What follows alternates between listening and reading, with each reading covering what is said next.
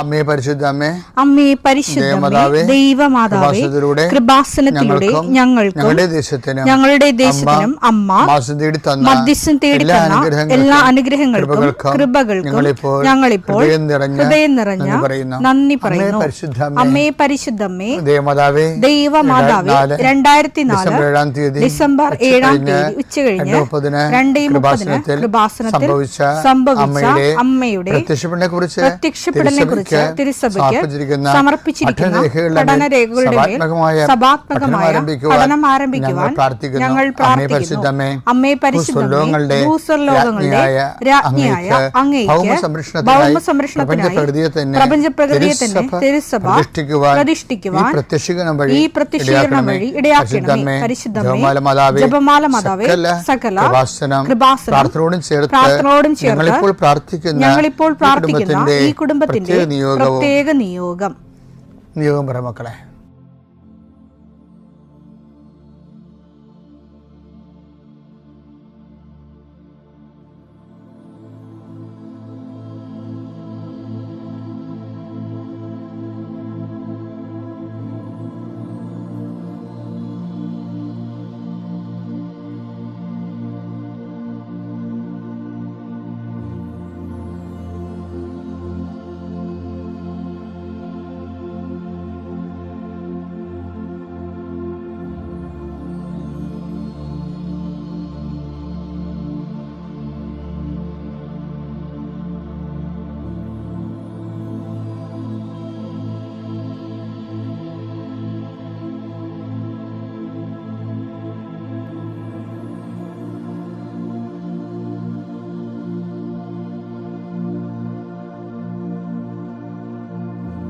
അമ്മയുടെ പ്രത്യക്ഷീകരണത്തിന്റെ ഈ അനുഗ്രഹവേളയിൽ ഞങ്ങൾക്ക് സാധിച്ചു തരുവാൻ കനിയണമേ. ആമേൻ. വിശ്വാസ പ്രമാണം. സർവശക്തനായ പിതാവും ആകാശത്തിന്റെയും ഭൂമിയുടെയും സൃഷ്ടാവുമായ ദൈവത്തിൽ ഞാൻ വിശ്വസിക്കുന്നു.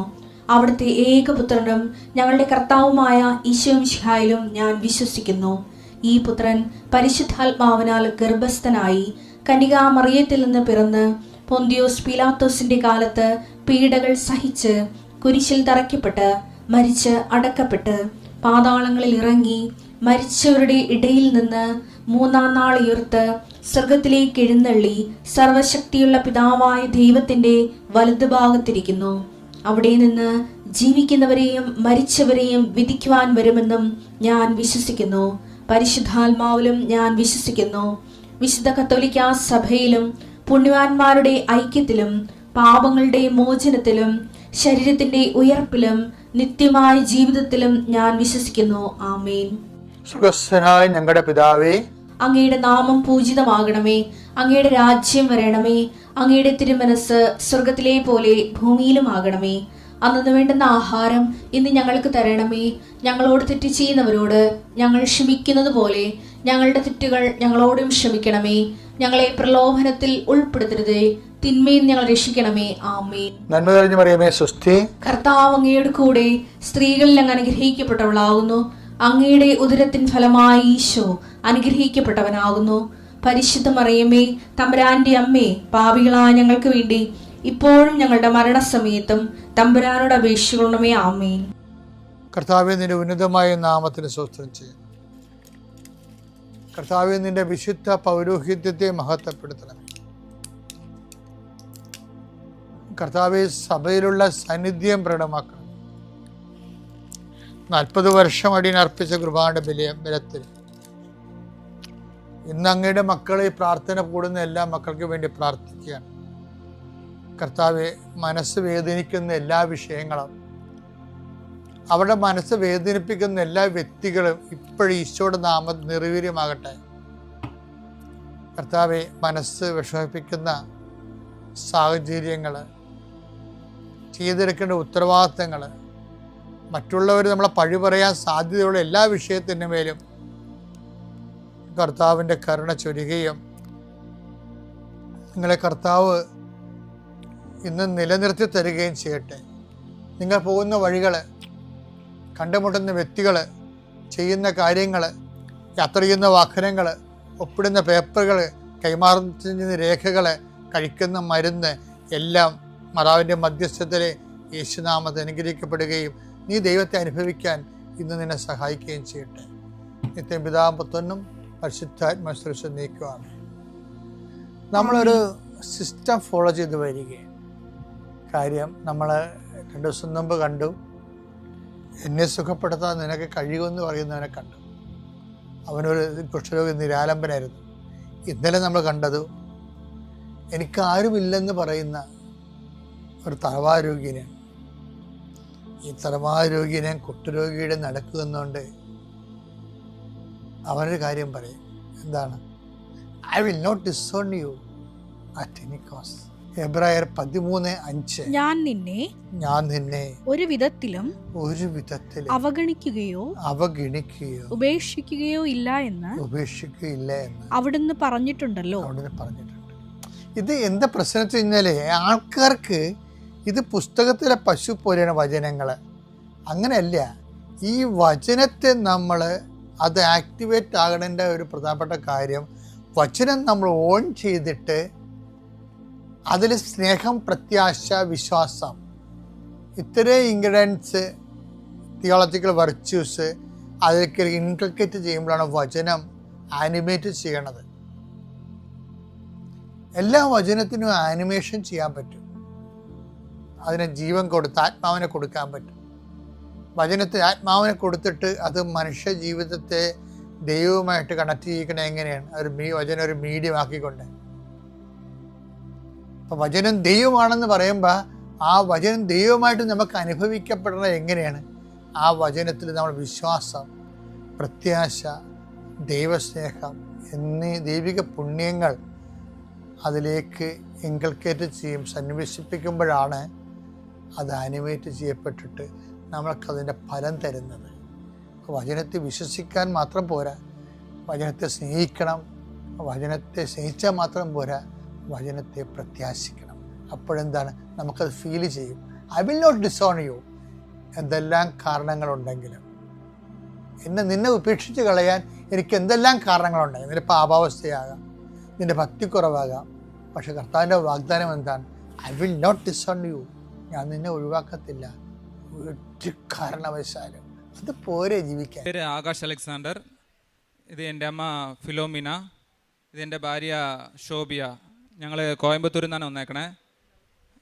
ഈ കുടുംബത്തെ സാക്ഷിയായി നിർത്തിയ ദൈവത്തിനും മാതാവിനും ആദ്യം നന്ദി പറയുകയാണ് ഞാൻ.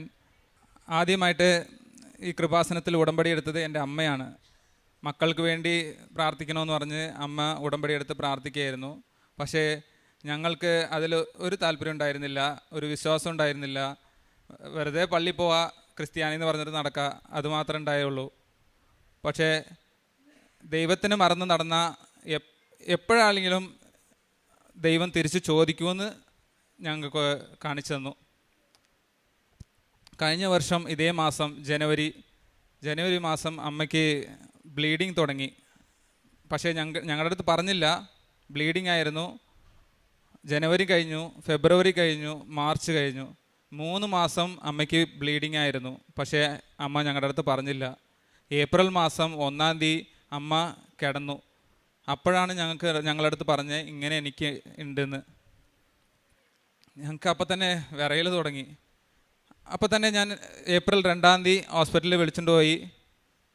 ഡോക്ടറുടെ അടുത്ത് പറഞ്ഞപ്പോൾ അമ്മയ്ക്ക് 6% ബ്ലഡേ ഉള്ളൂ ശരീരത്തിൽ. ബ്ലഡ് നിൽക്കാണ്ട് പോയിട്ടിരിക്കുകയാണ്. ഇത്രയും മാസം നിങ്ങൾ എന്താ ചെയ്തുകൊണ്ടിരുന്നതെന്ന് പറഞ്ഞ് വല്ലാത്ത ചീത്ത പറഞ്ഞു.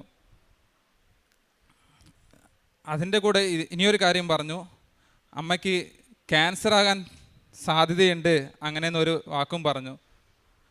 10 ദിവസം കഴിഞ്ഞ് ബയോപ്സി റിപ്പോർട്ട് വന്നതും ക്യാൻസറാണ്, 3rd സ്റ്റേജാണ് അങ്ങനെയെന്ന് പറഞ്ഞു.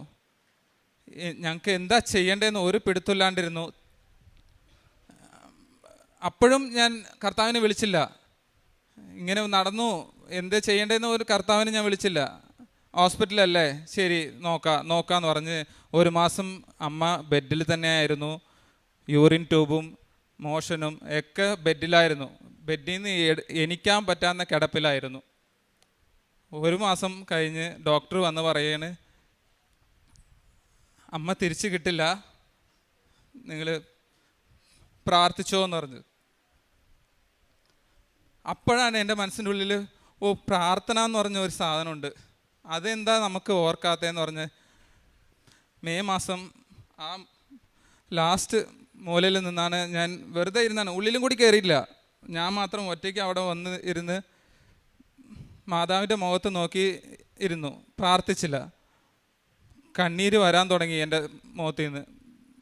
എങ്ങനെയാണെന്നറിയില്ല, ഞാൻ പ്രാർത്ഥിച്ചും കൂടിയില്ല, പക്ഷേ കണ്ണീര് വരാൻ തുടങ്ങി. അപ്പോൾ ഞാൻ മാതാവിനോട് വെറുതെ സംസാരിക്കണ പോലെ സംസാരിച്ചതാ, ഞാൻ എൻ്റെ അമ്മനെ ഇവിടെ വിളിച്ചുകൊണ്ട് വരണം, അപ്പോഴാ ഞാൻ ഇവിടെ ഉടമ്പടി എടുക്കുകയുള്ളൂ. അങ്ങനെയെന്ന് ഞാൻ പ്രാർത്ഥിച്ചതല്ല, സംസാരിച്ചതാ. അടുത്ത ആഴ്ച തന്നെ അമ്മ ബെഡിൽ നിന്ന് ഇറങ്ങി, യൂറിൻ ട്യൂബ് അഴിച്ചെടുത്ത് മാറ്റി. അമ്മയ്ക്ക് ഒരു മാറ്റം എങ്ങനെയാണെന്ന് വന്നതെന്ന് അപ്പോഴും വന്നില്ല എനിക്ക്. അതിൻ്റെ അടുത്ത ആഴ്ച ഡോക്ടർ വന്ന് പറഞ്ഞാൾ, ഇതെങ്ങനെ ഇങ്ങനെ സംഭവിച്ചേ, കിട്ടില്ല എന്ന് പറഞ്ഞ ആൾ എങ്ങനെ ഇങ്ങനെ എഴുന്നേറ്റ് നടന്നേ എന്ന് പറഞ്ഞ ഡോക്ടർ അതിശയിച്ചു. 6% ബ്ലഡ് ഉണ്ടായ ശരീരത്തിൽ ഇപ്പോൾ 9% എങ്ങനെ ഇങ്ങനെ പറ്റി എന്ന് പറഞ്ഞ ഒരു ഇത്. അപ്പോൾ അടുത്ത മാസം തന്നെ ഞാൻ ജൂൺ മാസം 24 ഞാൻ ഉടമ്പടി എടുത്തു. ഇവിടെ അമ്മനെ വിളിച്ചിട്ട് വന്ന് ഞാൻ ഉടമ്പടി എടുത്തു. അത് മാതാവ് എനിക്ക് തന്ന തിരിച്ചടിയാണ്. ഞാൻ കർത്താവിനെയും മാതാവിനെയും മറന്നു എന്ന് പറഞ്ഞ ഒരു തിരിച്ചടിയാണ്. ഞാൻ അമ്മനെ ഇവിടെ നേരെ വിളിച്ചിട്ട് വന്നു, ഉടമ്പടി എടുത്തു, അച്ഛനോട് നിർത്തി പ്രാർത്ഥിച്ചു, കൈവച്ച് പ്രാർത്ഥിച്ചു, തിരിച്ച് വിളിച്ചുകൊണ്ട് പോയി. അതിൻ്റെ അടുത്ത മാസം തന്നെ വീട്ടിൽ ഡിസ്ചാർജായി വീട്ടിലേക്ക് വന്നു. ഒറ്റ ഗുളികയും മരുന്നും ഞാൻ കൊടുത്തില്ല. അമ്മയ്ക്ക് ഈ ഉപ്പും തേനും തൈലവും ഒക്കെ യൂസ് ചെയ്ത് ഞാൻ അമ്മനെ നോക്കി, അമ്മനെ കൂടെ ഇരുന്ന് നോക്കി. അതിൻ്റെ 3 മാസം കഴിഞ്ഞ് പുതുക്കാൻ വരുമ്പോൾ അമ്മയ്ക്ക് പുതുക്കിയിട്ട് ഞാൻ പോയപ്പോൾ ഇവിടെ ഇരുന്ന് പ്രാർത്ഥിച്ചു, ഉള്ളിലിരുന്ന് പ്രാർത്ഥിച്ചു എന്തിനാന്ന് വെച്ചാൽ ഞാൻ അടുത്ത പ്രാവശ്യം വരുമ്പോൾ അമ്മയുടെ റിപ്പോർട്ടിൽ ഒന്നും ഉണ്ടാവാൻ പാടില്ല എന്ന് പ്രാർത്ഥിച്ചു. അതേപോലെ തന്നെ പെറ്റ് സ്കാനിൽ ഒന്നുമില്ല എന്ന് പറഞ്ഞു ഡോക്ടർ. ശരിക്കും മാതാവും നല്ല തൊട്ടതാണ്, അമ്മനെയും ഞങ്ങളെ കുടുംബത്തെയും നല്ലൊരു തൊട്ടതാണ്. ഞങ്ങൾ വിശ്വാസം ഇല്ലാണ്ടിരുന്ന ഞങ്ങളെ ഇപ്പോൾ വിശ്വാസത്തോട് വീട്ടിൽ മുടങ്ങാണ്ട് കുടുംബ പ്രാർത്ഥന നടക്കുന്നുണ്ട്. ഞങ്ങൾ എല്ലാ ആരാധനയിലും പങ്കെടുക്കുന്നുണ്ട്, ഉപവാസം ഇരുന്ന് പ്രാർത്ഥിക്കുന്നുണ്ട്. ഇപ്പോൾ എൻ്റെ അമ്മയുടെ ശരീരത്തിൽ 11% ബ്ലഡ് ഉണ്ട്. അമ്മ ഇപ്പോഴും ഗുളികയും മരുന്നും ഒന്നും കഴിക്കണില്ല. ഞങ്ങളുടെ പ്രാർത്ഥന മാത്രമേ ഉള്ളൂ. ഞാൻ അമ്മനെ കൊണ്ടുവന്ന് 2 വാക്ക് പ്രാർത്ഥിപ്പിക്കാം. എങ്ങനെ പറയണമെന്ന് എനിക്കറിയില്ല. ஆனால் എൻ്റെ പ്രാർത്ഥന 36 കൊല്ലം കൊണ്ട് മുൻപ് തുടങ്ങിയുള്ള പ്രാർത്ഥനയാണ്. ഈ പ്രാർത്ഥനയിൽ മകൻ എപ്പോഴും ഉണ്ടാവില്ല, എന്നാലും എനിക്കെൻ്റെ ഒരാശ അവർ പ്രാർത്ഥിക്കണം. അതിന് വേണ്ടിയിട്ട് പല കാര്യങ്ങൾ ആരംഭത്തിൽ തുടങ്ങി എന്നെ ഓരോ പടിയെ എന്നെ കൂട്ടി വന്നേക്കണ കർത്താവ്. ആ സമയത്തും എൻ്റെ കൊന്ത പോകുമ്പോഴും വരുമ്പോഴും ജോലിക്ക് പോകുമ്പോഴും ഇരിക്കുമ്പോഴൊക്കെ കൊന്തയുണ്ട്. ആ പ്രാർത്ഥനയിലും മാതാവുണ്ട്. അങ്ങനെ പോയിട്ടിരിക്കുമ്പോഴാണ് പ്രാർത്ഥനയിൽ 2 പേരും പങ്കെടുക്കണില്ല, അവർക്ക് പ്രാർത്ഥിക്കാൻ അറിയില്ല എന്നുള്ളൊരു വിശ്വാസം എനിക്ക് വന്നു. അങ്ങനെ ഇരിക്കുമ്പോഴേ പറഞ്ഞൊക്കെ നോക്കി, പക്ഷേ ദൈവം അവർക്ക് വേണ്ടിയിട്ട് ഒരടയാളം കാണിച്ചു കൊടുത്തതാണെന്നുള്ളത് എനിക്ക് വിശ്വാസമുണ്ട്.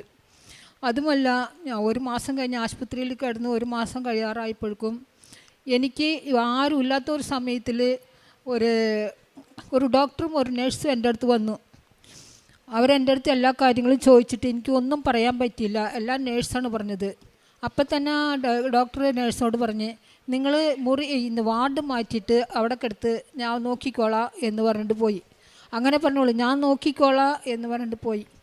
അതിനുശേഷം വാർഡ് മാറ്റി എല്ലാ കാര്യങ്ങളും ചെയ്ത് സ്കാൻ എടുത്ത് എല്ലാം ചെയ്ത് കഴിഞ്ഞതിന് ശേഷമാണ്. അതിനു മുമ്പ് മോനോട് പറഞ്ഞ കാര്യങ്ങളൊന്നും എനിക്കറിയില്ല. ഞാനും മാതാവാണ് വന്നേക്കണതൊന്നും എനിക്ക് അറിയില്ല, എന്നാലും ഞാൻ പറഞ്ഞില്ല. പിന്നീടാണ് എനിക്ക് മനസ്സിലായത്, ഞാൻ നോക്കിക്കോളാം എന്നൊരു വാക്ക് എൻ്റെ മനസ്സിൻ്റെ ഉള്ളിൽ കിടന്ന്. ഇനിയൊന്ന് ഞാൻ വെളുപ്പിന് 3 മണിക്ക് ഇത്രയും കൊല്ലങ്ങളും ഇപ്പോഴും ഇന്നും അത് അങ്ങനെ തന്നെയാണ് പ്രാർത്ഥിച്ച് എഴുന്നേറ്റിരുന്ന് മണിക്കൂറോളം പ്രാർത്ഥിക്കും ഞാൻ. ആ ഇടത്തിലും മക്കളുടെ പ്രാർത്ഥന എപ്പോഴും ഉണ്ടായിരിക്കണം എന്നുള്ളൊരു പ്രാർത്ഥനയിലായിരുന്നു ഞാൻ. അപ്പോൾ അതിനുശേഷം ഇപ്പം ഞങ്ങൾ വീട്ടിൽ വന്ന് 3 മാസത്തിന് മുമ്പ് വന്ന് ഉടമ്പടി പുതുപ്പിക്കാൻ വന്നപ്പോൾ അതിന് ശേഷമാണ് ഇവർ തന്നെ പ്രാർത്ഥിക്കാനായിട്ട് ആരംഭിച്ചു. അത് ഇംഗ്ലീഷിലുള്ള ഇതായിരുന്നാലും മലയാളത്തിലായിരുന്നാലും മംഗ്ലീഷ് എന്ന് പറഞ്ഞ മാതിരി ഒരു ബുക്ക് വാങ്ങിച്ച് അവർ തന്നെ പ്രാർത്ഥിക്കാൻ സമയമായി കഴിയുമ്പോൾ അമ്മ വാ നമുക്ക് പ്രാർത്ഥന എത്തിക്കാം എന്നും പറഞ്ഞിട്ട് വിളിക്കണ അളവുക്ക് അവർ വന്നിട്ടുണ്ട്. എനിക്കിനി പറയാനുള്ളത്, എൻ്റെ കൂടെ നിന്ന് എന്നെ നോക്കാനായിട്ട് ഇങ്ങനെ വളഞ്ഞു കിടക്കണം, ഞാൻ നിവർന്ന് നിൽക്കാൻ പറ്റില്ല. 3 ആൾ താങ്ങിയാലേ പിടിക്കാൻ പറ്റൂ, നടക്കാൻ പറ്റുള്ളൂ. അങ്ങനെ ഇരുന്ന എന്നെ മകനും മോളും 2 പേരും കൂടി ചേർന്ന് രണ്ടുപേരുടെ ജോലി റിസൈൻ ചെയ്തും കൊണ്ട് എൻ്റെ കൂടെ നിന്ന് എന്നെ പരിപാലിച്ച് എന്നെ കൂട്ടിയിട്ടിരുന്ന് ഇപ്പോഴും എനിക്ക് വേണ്ടിയിട്ട് അവർ 2 പേരും പ്രയത്നിക്കുകയാണ്. മാതാവിന് ഞങ്ങളുടെ കൂടെയുണ്ട്. ആ മാതാവിന് ഞങ്ങൾ കോടി നന്ദി പറയാനും തീരില്ല. കർത്താവിനും അങ്ങനെ തന്നെ. പ്രേക്ഷിത പ്രവർത്തനങ്ങളെന്ന് പറഞ്ഞു കഴിഞ്ഞാൽ ആരംഭത്തിൽ തുടങ്ങി, ഇപ്പോൾ മോൻ ജനിച്ചപ്പോൾ തുടങ്ങിയുള്ളത് എന്ന് പറയാം. ഒരു ബർത്ത്ഡേ വന്നു കഴിഞ്ഞാൽ അവന് ഡ്രസ്സും എന്നിട്ട് കേക്കും എന്ത് സാധനം വാങ്ങിക്കണ കാശുണ്ടായിരുന്നു. അവനൊന്നും ഞാൻ ചെയ്തിട്ടില്ല. ആ കാശ് എടുത്ത് വെച്ച് അനാഥാലയങ്ങളിൽ കൊണ്ടുപോയി കൊടുത്ത് അവർക്ക് ഭക്ഷണം കൊടുക്കാനുള്ള ഒരു ഏർപ്പാട് എല്ലാ കൊല്ലവും ചെയ്യും. അവർക്കിടെ കൂടെ ഇരുന്ന് ഒരു നേരത്തെ ഭക്ഷണവും കഴിച്ചിട്ട് ഞാൻ വരും. അതാണ് മകൻ്റെ ബർത്ത്ഡേയുടെ ഫംഗ്ഷൻ ഒരു ആശീർവാദം. അതേമാതിരി തന്നെ ഇപ്പോഴും ഞങ്ങൾ ഒരു 10 പേർക്കെങ്കിൽ 10 പേർക്ക് കൊണ്ടുപോയി ഭക്ഷണം കൊടുക്കും. പിന്നെ ചർച്ചിൽ പള്ളിയിൽ പോയി കഴിഞ്ഞ് കഴിഞ്ഞാൽ ഭക്ഷണമാക്കി കൊടുക്കാൻ അരി വാങ്ങിക്കൊണ്ട് കൊടുക്കും. അതേമാതിരി തന്നെ ഞങ്ങൾക്ക് എല്ലാ വിഷയങ്ങളിലും ഓരോ കാര്യങ്ങൾ ഞങ്ങൾ ചെയ്തിട്ടിരിക്കുകയാണ്.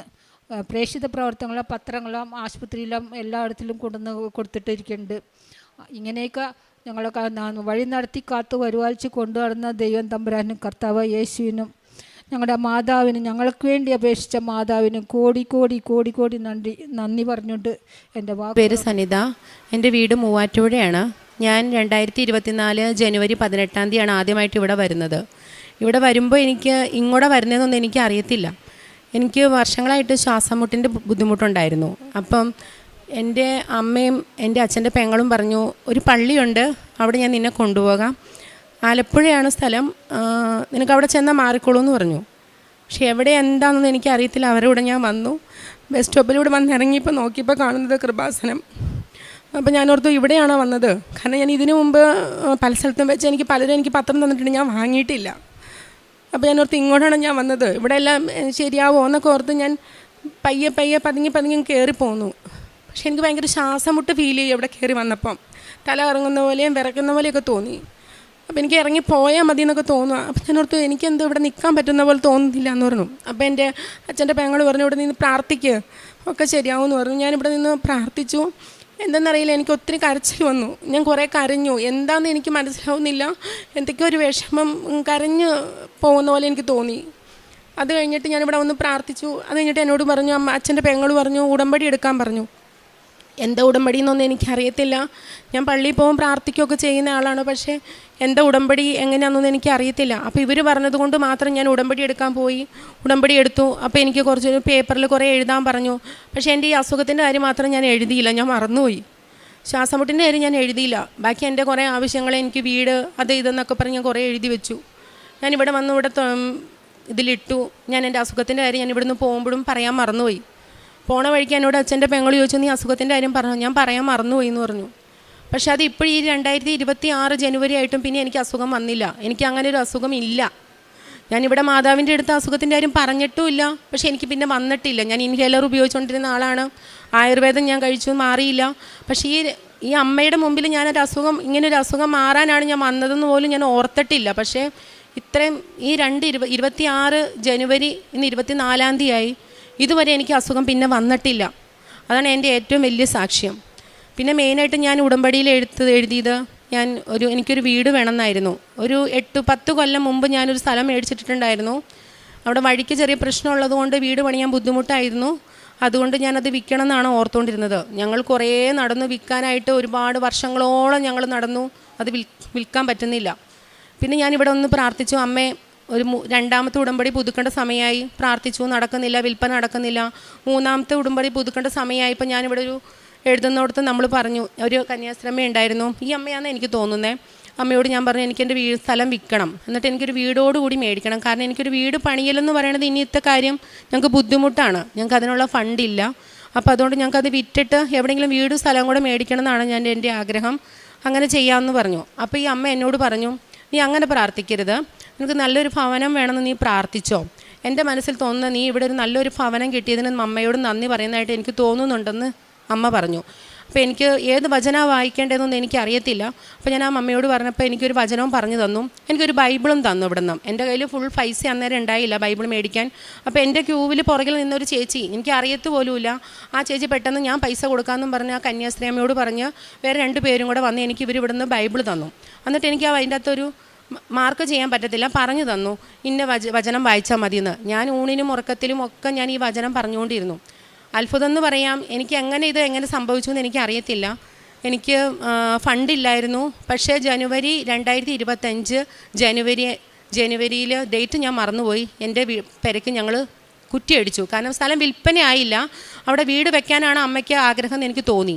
അതിനുള്ളിൽ തന്നെ ഞങ്ങൾക്ക് വഴി മേടിക്കാനായിട്ടും ഒരു സാഹചര്യം ഉണ്ടാവുകയും ആ വഴി ഞങ്ങൾക്ക് വാങ്ങാനും പറ്റി.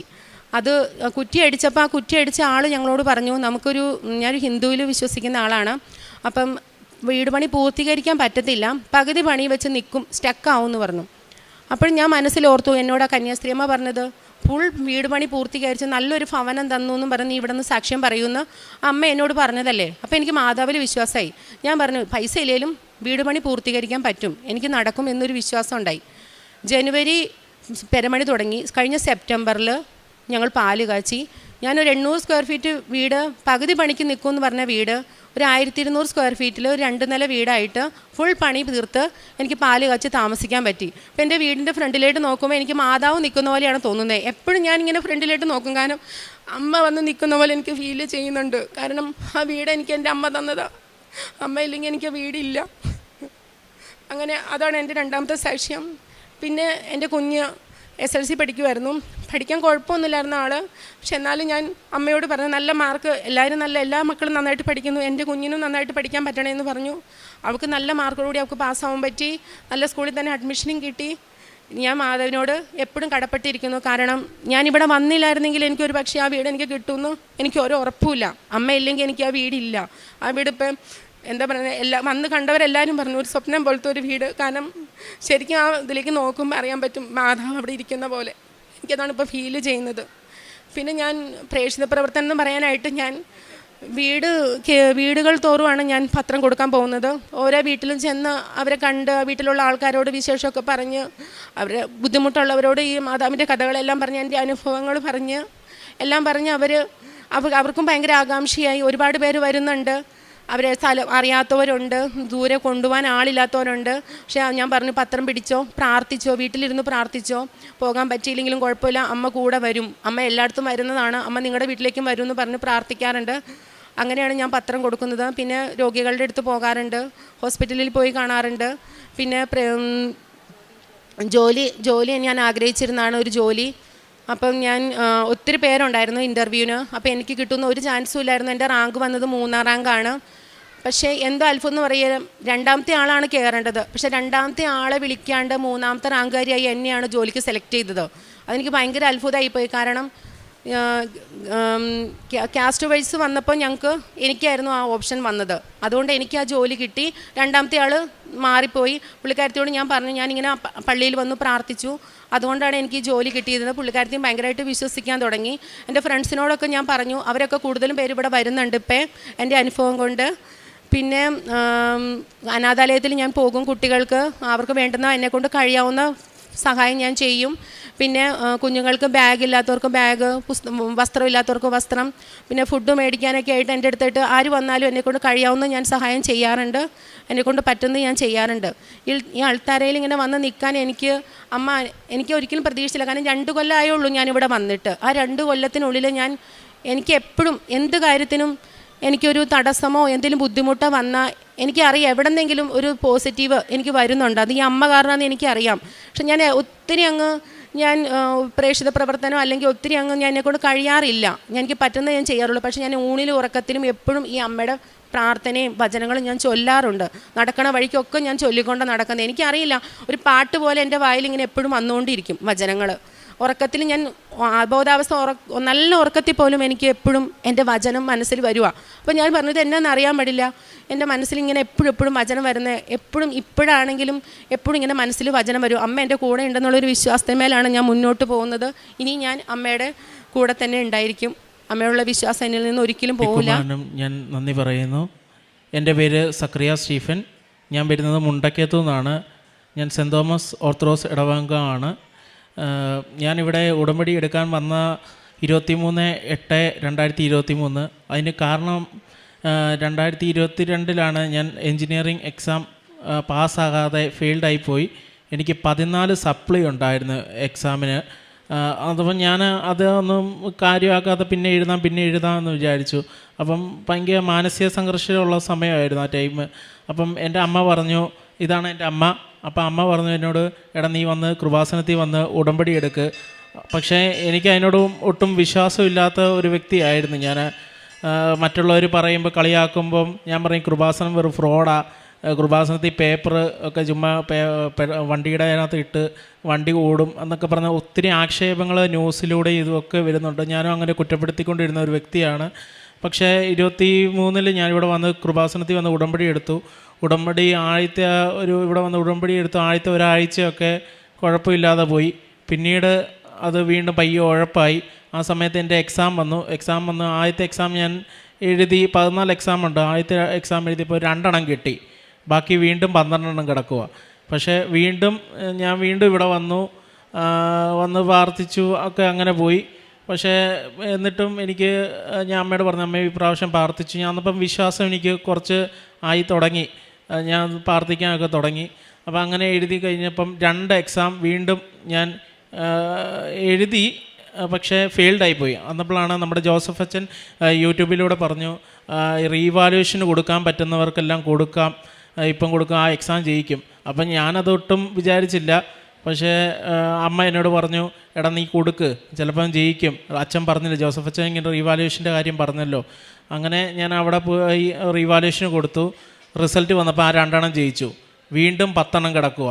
പക്ഷേ അന്നപ്പോൾ 2024 എത്താറാകാറായി. 2023 ടൈമിലാണ് ഈ സമയം നടക്കുന്നത്.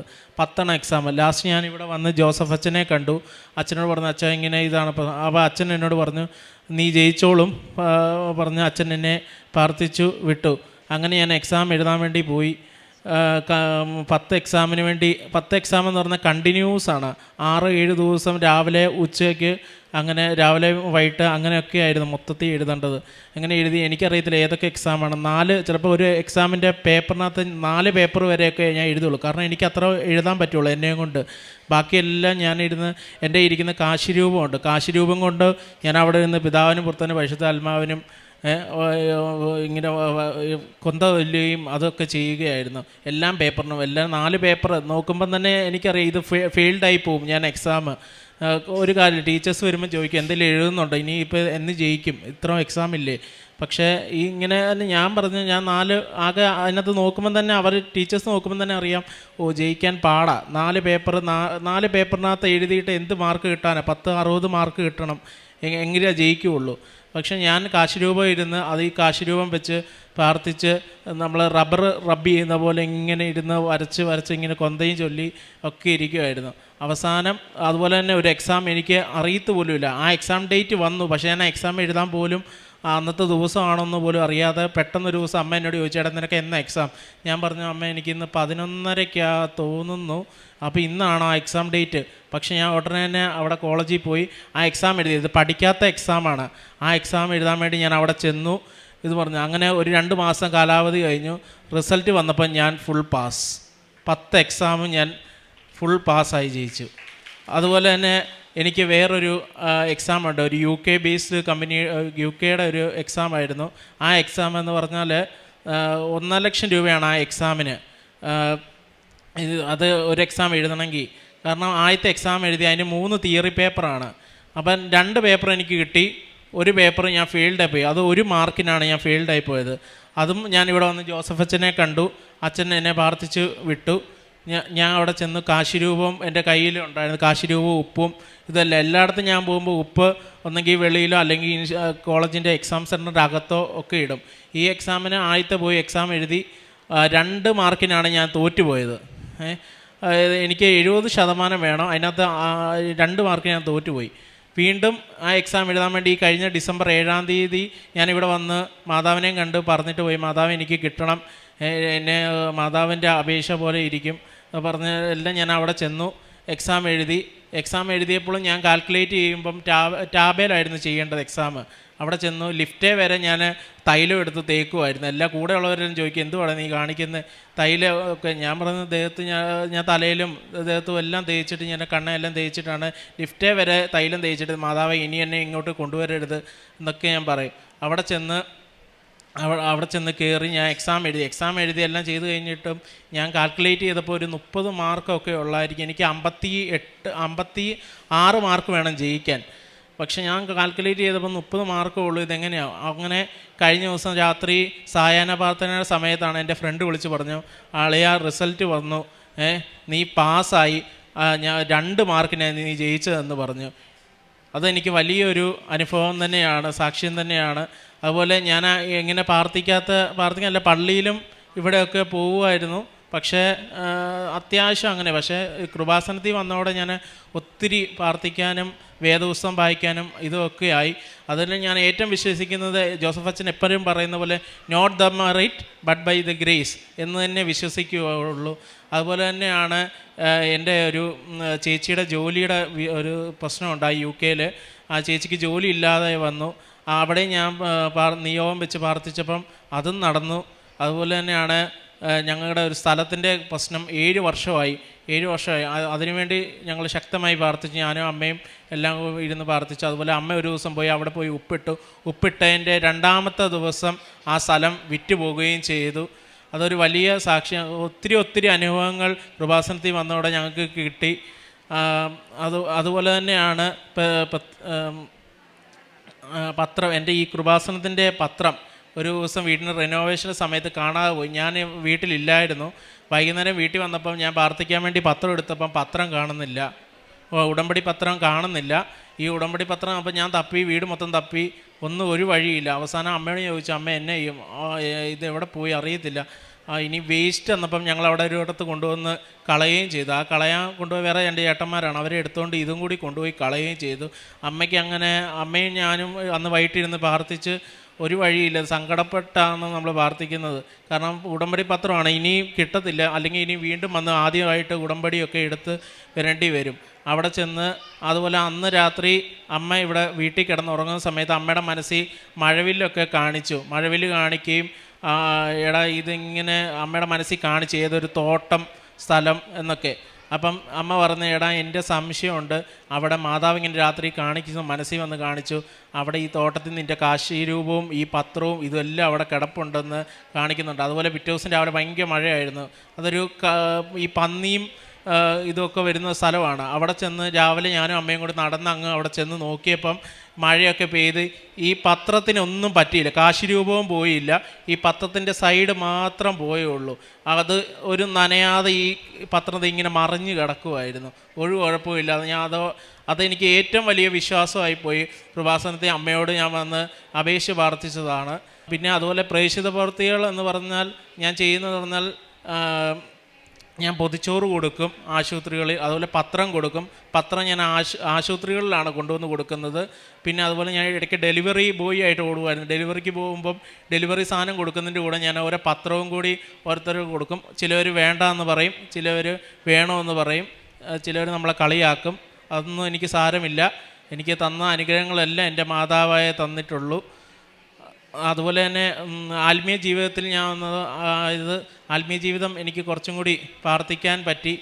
അതുപോലെ വേദപുസ്തകമൊക്കെ ജസ്റ്റ് ഒന്ന് വായിച്ച് വിടും, അങ്ങനെയൊക്കെ ഉള്ളായിരുന്നു. പക്ഷേ വേദപുസ്തകം നല്ല വൃത്തിയായി അത് മനസ്സിലാക്കി വായിക്കാൻ പറ്റി. അതുപോലെ തന്നെ ഞാൻ ദേഷ്യപ്പെടുന്നൊരു വ്യക്തിയായിരുന്നു. ഭയങ്കരമായിട്ട് ആരെങ്കിലും ഇപ്പം എന്തെങ്കിലും പറഞ്ഞാൽ പോലും ഞാൻ പെട്ടെന്ന് ചാടിക്കയറി ദേഷ്യപ്പെടും. അതൊക്കെ എനിക്ക് ഒത്തിരി മാറ്റം ഉണ്ടായി. ദേഷ്യപ്പെടുന്നതൊക്കെ സൈലൻ്റ് ആയിപ്പോയി. അതുപോലെ ഞാൻ ആര് സഹായം ചോദിച്ചാലും, സാമ്പത്തികമായാലും ആര് സഹായം എന്നോട് ചോദിച്ചാലും ഞാനത് ചെയ്തു കൊടുക്കും. ഇപ്പം പണ്ടൊക്കെ ഞാൻ നോ പറയുമായിരുന്നു, പക്ഷേ ഇപ്പം ഞാൻ എസ് എന്നേ പറയുള്ളൂ. എന്താവശ്യം ഉണ്ടെങ്കിലും ആർക്കും എപ്പം വിളിച്ചാലും ഞാൻ ഇതാ റെഡിയായിട്ട് കൊടുക്കുക. അതൊക്കെ എനിക്ക് ഒരു ദൈവത്തിനോടും അല്ലെങ്കിൽ ആ മാതാവിനോടും ഇങ്ങോട്ട് വന്നതുകൊണ്ട് മാത്രമാണ്. പക്ഷേ എല്ലാവരോടും എനിക്ക് പറയാനുള്ളത്, കൃപാസനത്തിനെ ആരും തള്ളിപ്പറയരുത്. തള്ളിപ്പറഞ്ഞ ഒരു വ്യക്തിയാണ് ഞാനും എൻ്റെ ചേച്ചിയും. പക്ഷേ ഞങ്ങൾ അമ്മയോട് കളിയാക്കുകയൊക്കെ ചെയ്തു. പക്ഷേ ഞങ്ങളെ നേരെ തിരിച്ച് ഇവിടെ കൊണ്ടുവരേണ്ടി വന്നു. അമ്മയോടും കൃപാസന അമ്മയോടും എല്ലാം നന്ദി അറിയിക്കുന്നു. അമ്മയ്ക്കും തിരുക്കുമാരനും 1000 കോടി നന്ദി പറയുന്നു. അമ്മയുടെ പ്രത്യക്ഷീകരണത്തിൻ്റെ ഒരു സാക്ഷി ആകുവാനായിട്ട് എന്നെ എൻ്റെ ഭവനത്തെ അനുഗ്രഹിച്ചതിനായി നന്ദിയോടെ സ്തോത്രം പറയുന്നു. ഇതെൻ്റെ മോന്, ഇതെൻ്റെ ബ്രദറ്. ഞാൻ എൻ്റെ ബ്രദറിൻ്റെ ഒരു സാക്ഷ്യത്തിന് വേണ്ടിയാണ് ഇവിടെ ഇപ്പോൾ ഞാൻ വന്നിരിക്കുന്നത്. ഞാൻ നേരത്തെ ഇവിടെ വന്നൊരു സാക്ഷ്യം പറഞ്ഞിട്ടുള്ളതാണ്. 2024 മെയ് 1-ാം തീയതി. ഇതെൻ്റെ 2ാമത്തെ സാക്ഷ്യമാണ്. ഞാൻ 21/11/2019 ആദ്യമായിട്ട് ഞാൻ സാക്ഷ്യം ഉടമ്പടി വന്ന് ഇവിടെ എടുത്തത്. അന്ന് ഉടമ്പടി എടുക്കാനായിട്ട് എൻ്റെ ജീവിതത്തിൽ ഒത്തിരി പ്രശ്നങ്ങളായിരുന്നു. വീട്ടിലെല്ലാം ഭയങ്കര പ്രശ്നങ്ങൾ, പല സംബന്ധമായ കേസ്, അങ്ങനെ ഓരോരോ പിള്ളേരുടെ വിദ്യാഭ്യാസം എല്ലാം ഉണ്ടായിരുന്നു. അങ്ങനെ ഒത്തിരി ബുദ്ധിമുട്ടുള്ള സമയത്താണ് ഞാനിവിടെ വന്ന് ഉടമ്പടി എടുക്കുകയും അതൊന്ന് ഞാൻ കാണാൻ വേണ്ടി ഇവിടെ വന്ന് നിന്ന് നോക്കിയപ്പം എനിക്ക് ഈ ഇവിടുത്തെ ജനങ്ങളുടെ ഇവിടെ വരുന്ന ആൾക്കാരുടെ ഇതെല്ലാം കണ്ടു കഴിഞ്ഞപ്പോൾ എനിക്ക് വളരെയധികം അത്ഭുതം തോന്നി. ഞാൻ ആ സ്പോട്ടിൽ തന്നെ എൻ്റെ മാതാവിൻ്റെ ആ സാന്നിധ്യം തിരിച്ചറിയും ഞാൻ അന്നേരം തന്നെ ഇവിടെ വന്ന് ഉടമ്പടി എടുത്ത് ഞാൻ പോവുകയായിരുന്നു. ഇപ്പോൾ ഞാൻ സാക്ഷ്യം എനിക്ക് നിരവധി അനുഗ്രഹങ്ങൾ എൻ്റെ മാതാവ് തന്നിട്ടുണ്ട്. ഒത്തിരി ഞാൻ നേരത്തെ സാക്ഷ്യം പറഞ്ഞതിനകത്ത് ഒത്തിരി ആയുള്ളതാണ്. ഇനിയിപ്പം ഞാൻ സാക്ഷ്യം പറഞ്ഞത് എൻ്റെ ബ്രദറിന് വേണ്ടിയാണ്. ഇതെൻ്റെ ഏക ഒരു ബ്രദറാണ്. ഞങ്ങളുടെ കുടുംബത്തിൽ 13 പെൺപിള്ളേർ കൂടെ ഉള്ള ഏക ഒരു ബ്രദറാണ് ഇവന് കല്യാണം കഴിഞ്ഞ് 2007 ഇവൻ കുമ്പസാരിച്ചിട്ടുള്ള 18 വർഷമായിട്ട് ഇവൻ കുമ്പസാരിക്കുകയോ പള്ളിയിൽ പോവുകയോ ഉള്ളിൽ ചിലപ്പം പ്രാർത്ഥന ഉണ്ടെന്നായിരിക്കും. പക്ഷേ ഞങ്ങളൊന്നും ആയിട്ട് ഇവനാ ഭയങ്കരമായിട്ട് മദ്യം ഉപയോഗിക്കുമായിരുന്നു, സിഗരറ്റ് വലിക്കുമായിരുന്നു. ഒരു ദിവസം 4 കുപ്പിയോളം. അതൊക്കെ അവൻ ഇനിയും പറഞ്ഞോളും. അവൻ്റെ ജീവിതത്തിൽ എന്തായാലും ഇവന് കഴിഞ്ഞ വർഷം ഒരു വലിയൊരു ആക്സിഡൻ്റ് ഉണ്ടായി. ഇവൻ്റെ കാല് ഒരു വലിയൊരു മുറിവുണ്ടായി. ആ മുറിവ് വല്ലാതെ പഴുത്ത് വ്രണമായി. കാല് മുറിച്ച് കളയണമെന്ന് പറഞ്ഞു അങ്ങനെ മെഡിക്കൽ കോളേജിൽ അവിടുന്ന് അവരവിടെ മുറിക്കാൻ ചെന്നു. പക്ഷേ ഞാനിത് ഇവരെ അറിഞ്ഞു. പെട്ടെന്ന് ഞാൻ അറിഞ്ഞിട്ട് ഞാൻ ഓടിച്ചെന്നപ്പോൾ എനിക്ക് കണ്ടപ്പോൾ എനിക്ക് പേടിയായി പോയി. കാരണം ഞാൻ തീർച്ചയായിട്ടും വിശ്വസിച്ചു അവൻ്റെ കാല് മുറിച്ച് കളയുമോ എന്നുള്ളൊരു പേടി കണ്ടപ്പോൾ ഡോക്ടർമാരും എല്ലാവരും പറഞ്ഞു. പക്ഷേ എനിക്ക് അവിടെ നിന്നൊന്നും ചെയ്യാൻ പറ്റില്ല. ഞാൻ എൻ്റെ മാതാവിനോട് കരഞ്ഞുകൊണ്ട് വിശ്വാസത്തിൽ പറഞ്ഞു, മാതാവേ എൻ്റെ ഈ കുഞ്ഞിനെ അമ്മ മാതാവിൻ്റെ കൈകളിൽ ഞാൻ ഏൽപ്പിക്കുകയാണ്. പിന്നെ എൻ്റെ കയ്യിൽ എപ്പോഴും ഉപ്പും തൈലവും തേനും ഒക്കെ ഉണ്ട്. ഞാനതെടുത്ത് ഇവൻ കറച്ചിയോടെ ഭയങ്കര ബഹളം അവിടെ കിടന്നു. അപ്പം ഞാനിവൻ്റെ കാലയിൽ ഇവനറിയാതെ അത് തേച്ച് വെച്ച് അവൻ എന്നാ ചെയ്യേണ്ടതെന്നറിയാം. ഭ്രാന്തന്മാർ കാണിക്കുന്ന പോലാണ് കാണിക്കുന്നത്. പക്ഷേ ഞാനത് തേച്ച് വെച്ച് പ്രാർത്ഥിച്ചു. പത്രം ഉണ്ടായിരുന്നു ഇവൻ്റെ തലവണയ്ക്ക് അടിയിൽ ഞാൻ വെച്ച് കൊടുത്തു. എന്നിട്ട് ഞാൻ അവിടെ നിന്നുകൊണ്ട് വിശ്വാസപ്രമാണം എല്ലാം പ്രാവശ്യം അന്ന് രാത്രി ഇവൻ നന്നായി കിടന്നുറങ്ങിയെന്നാണ് അടുത്തുള്ള കട്ടിലേ കിടന്നവരെല്ലാം പറഞ്ഞു. പിന്നെ ഇവനെ ഞാൻ അന്ന് മാതാവിനോട് പറഞ്ഞു, മാതാവേ ഇവൻ മാതാവിൻ്റെ ഒരു മകനായിട്ട് തിരിച്ചു വന്നാൽ അമ്മയുടെ ഈ തിരുസന്നി ഞാൻ ഇവനെ കൊണ്ടുവരും. അതിനുള്ളൊരവസരം എനിക്ക് ഇന്നൊരുക്കി തന്നെൻ്റെ മാതാവ്. അവൻ്റെ കാല് മുറിച്ച് കളയേണ്ട വന്നില്ല. അവിടുന്ന് തിരിച്ച് മെഡിക്കൽ കോളേജിൽ നിന്ന് തിരിച്ച് ഹോസ്പിറ്റലിലോട്ട് വിട്ടു. അവനെ ഞങ്ങൾ 1 വർഷമായിട്ട് ശുശ്രൂഷിച്ച് ഞങ്ങളുടെ എല്ലാ ആൾക്കാരും ബന്ധുക്കാരും സ്വന്തക്കാരുമായിട്ട് യാതൊരു വിധ ഇതും അവനില്ലായിരുന്നു. ആരുമായിട്ട് കണക്റ്റോ ഒന്നുമില്ല. പക്ഷേ അവൻ ഞങ്ങളുടെ കൂടെ വന്ന് അവൻ ഇന്നിപ്പം മാതാവിൻ്റെ നല്ലൊരു മകനാണ്. ഇവനെ കാണുമ്പോൾ എല്ലാവർക്കും ഒരു അത്ഭുതമാണ് ഇവനിങ്ങനെ വന്നതെന്നുള്ള. അത്രയും ഒരു പാപമായ ജീവിതത്തിലേക്ക് പോയ ഒരാളാണ്. ഇനിയും ബാക്കിയൊക്കെ അവൻ പറയും.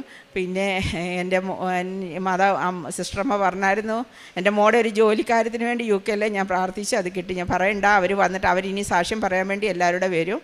അന്നേരം അത് പറയാം. പിന്നെ ബാക്കി എല്ലാ കാര്യങ്ങളും രക്ഷിതപ്രവർത്തനം എന്ന് പറഞ്ഞാൽ ഞാൻ പത്രം വാങ്ങിച്ചുകൊണ്ട് പോയി. ഇവിടുന്ന് വന്ന് രണ്ട് എനിക്ക് തരുന്നതിനേക്കാളും കൂടുതലും 2ഉം 3ഉം കിട്ടും. വീണ്ടും ഞാൻ കൂടുതലും വാങ്ങിച്ചുകൊണ്ട് പോയി. എനിക്കൊരു മടിയില്ല എവിടെയെങ്കിലും കൊണ്ട് കൊടുക്കാൻ. ഞാൻ കൂടുതലും കൊടുക്കുന്ന ഹോസ്പിറ്റലിലാണ്. പറഞ്ഞു കൊടുക്കും, എൻ്റെ അനുഭവങ്ങൾ പറഞ്ഞു കൊടുക്കും.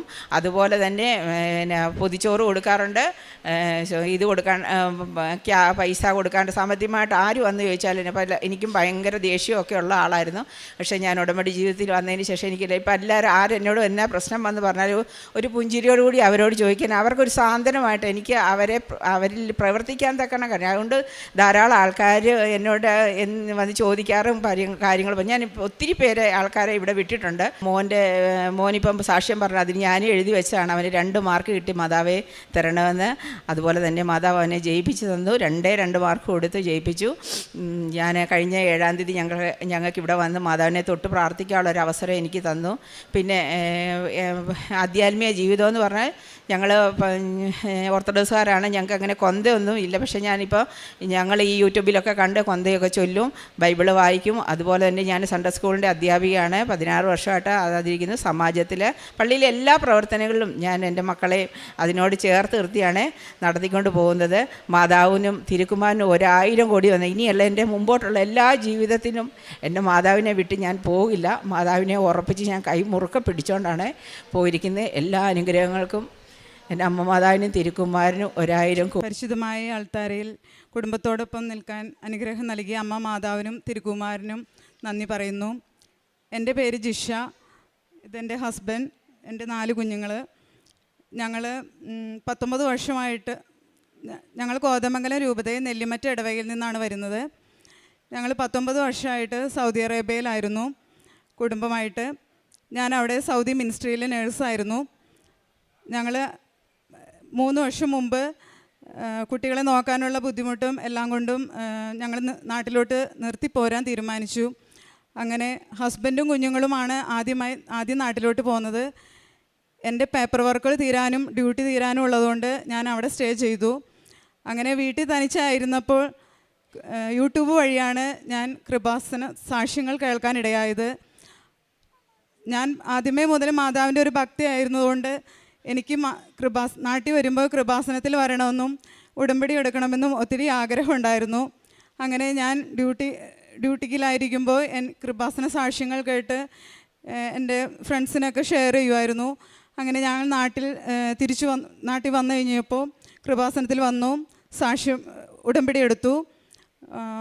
ഞാൻ ഉടമ്പടിയിൽ വെച്ച ഒരു നിയോഗമായിരുന്നു. എൻ്റെ ഹസ്ബൻഡിന് 23 വർഷമായിട്ട് അദ്ദേഹത്തിൻ്റെ കൈക്ക് ഒരു അലർജി പ്രോബ്ലം ഉണ്ടായിരുന്നു.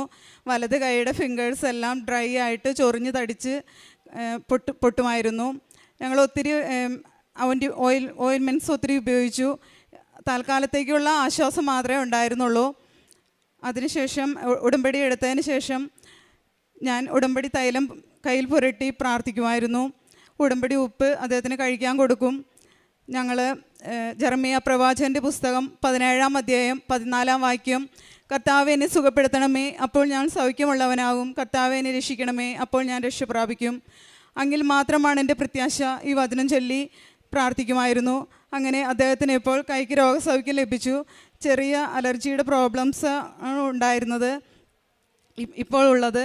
അദ്ദേഹത്തിന് ഈ വെറ്റ് കാർപ്പറ്റ്സും ഹൗസ് ഹോൾഡ് ഐറ്റംസ് അങ്ങനെ എല്ലാം ടച്ച് ചെയ്യുമ്പോഴായിരുന്നു ഈ ബുദ്ധിമുട്ട് വന്നുകൊണ്ടിരുന്നത്.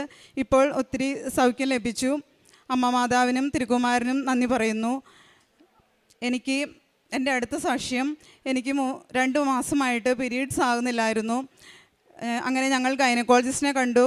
മാഡം പറഞ്ഞു നമുക്ക് മെഡിസിൻസ് വേണമെങ്കിൽ തരാം, അതല്ലാന്നുണ്ടെങ്കിൽ 1 വീക്ക് വെയിറ്റ് ചെയ്യാമെന്ന് പറഞ്ഞു. അപ്പോൾ ഞങ്ങൾ പറഞ്ഞു വെയിറ്റ് ചെയ്യാം. അങ്ങനെ 1 വീക്ക് വെയിറ്റ് ചെയ്തതിന് ശേഷം എനിക്ക് പീരീഡ്സ് ആയി. പക്ഷേ അത് ഒരു 15 ഡേയ്സോളം ബ്ലീഡിങ് ഉണ്ടായിരുന്നു. അത് സിവിയർ ബ്ലീഡിങ് ആയിരുന്നു. നമുക്ക് HB 11 to 12 വേണ്ട HB എനിക്ക് വെറും 7 കുറഞ്ഞു. അങ്ങനെ ഒത്തിരി ക്ഷീണമൊക്കെ ആയി കഴിഞ്ഞപ്പോൾ ഞങ്ങൾ ഡോക്ടറെ വീണ്ടും വന്ന് കണ്ടു. ഡോക്ടർ പറഞ്ഞു നമ്മൾക്കൊരു അബ്ഡോമിൻ സ്കാൻ ചെയ്ത് നോക്കാം. അങ്ങനെ സ്കാൻ ചെയ്തപ്പോൾ അതിനകത്ത് റൈറ്റ് ഓവേറിയിൽ സിസ്റ്റ് ആണെന്ന് പറഞ്ഞു. റിപ്പോർട്ട് കണ്ടു കഴിഞ്ഞപ്പോൾ ഡോക്ടർ പറഞ്ഞു നമുക്കൊരു ബ്ലഡ് ടെസ്റ്റ് ചെയ്യാം. CA-125 cancer antigen ടെസ്റ്റാണത്. അങ്ങനെ ബ്ലഡ് ടെസ്റ്റ് ചെയ്ത് 2 hours ആകും റിപ്പോർട്ട് കിട്ടുകയുള്ളൂ.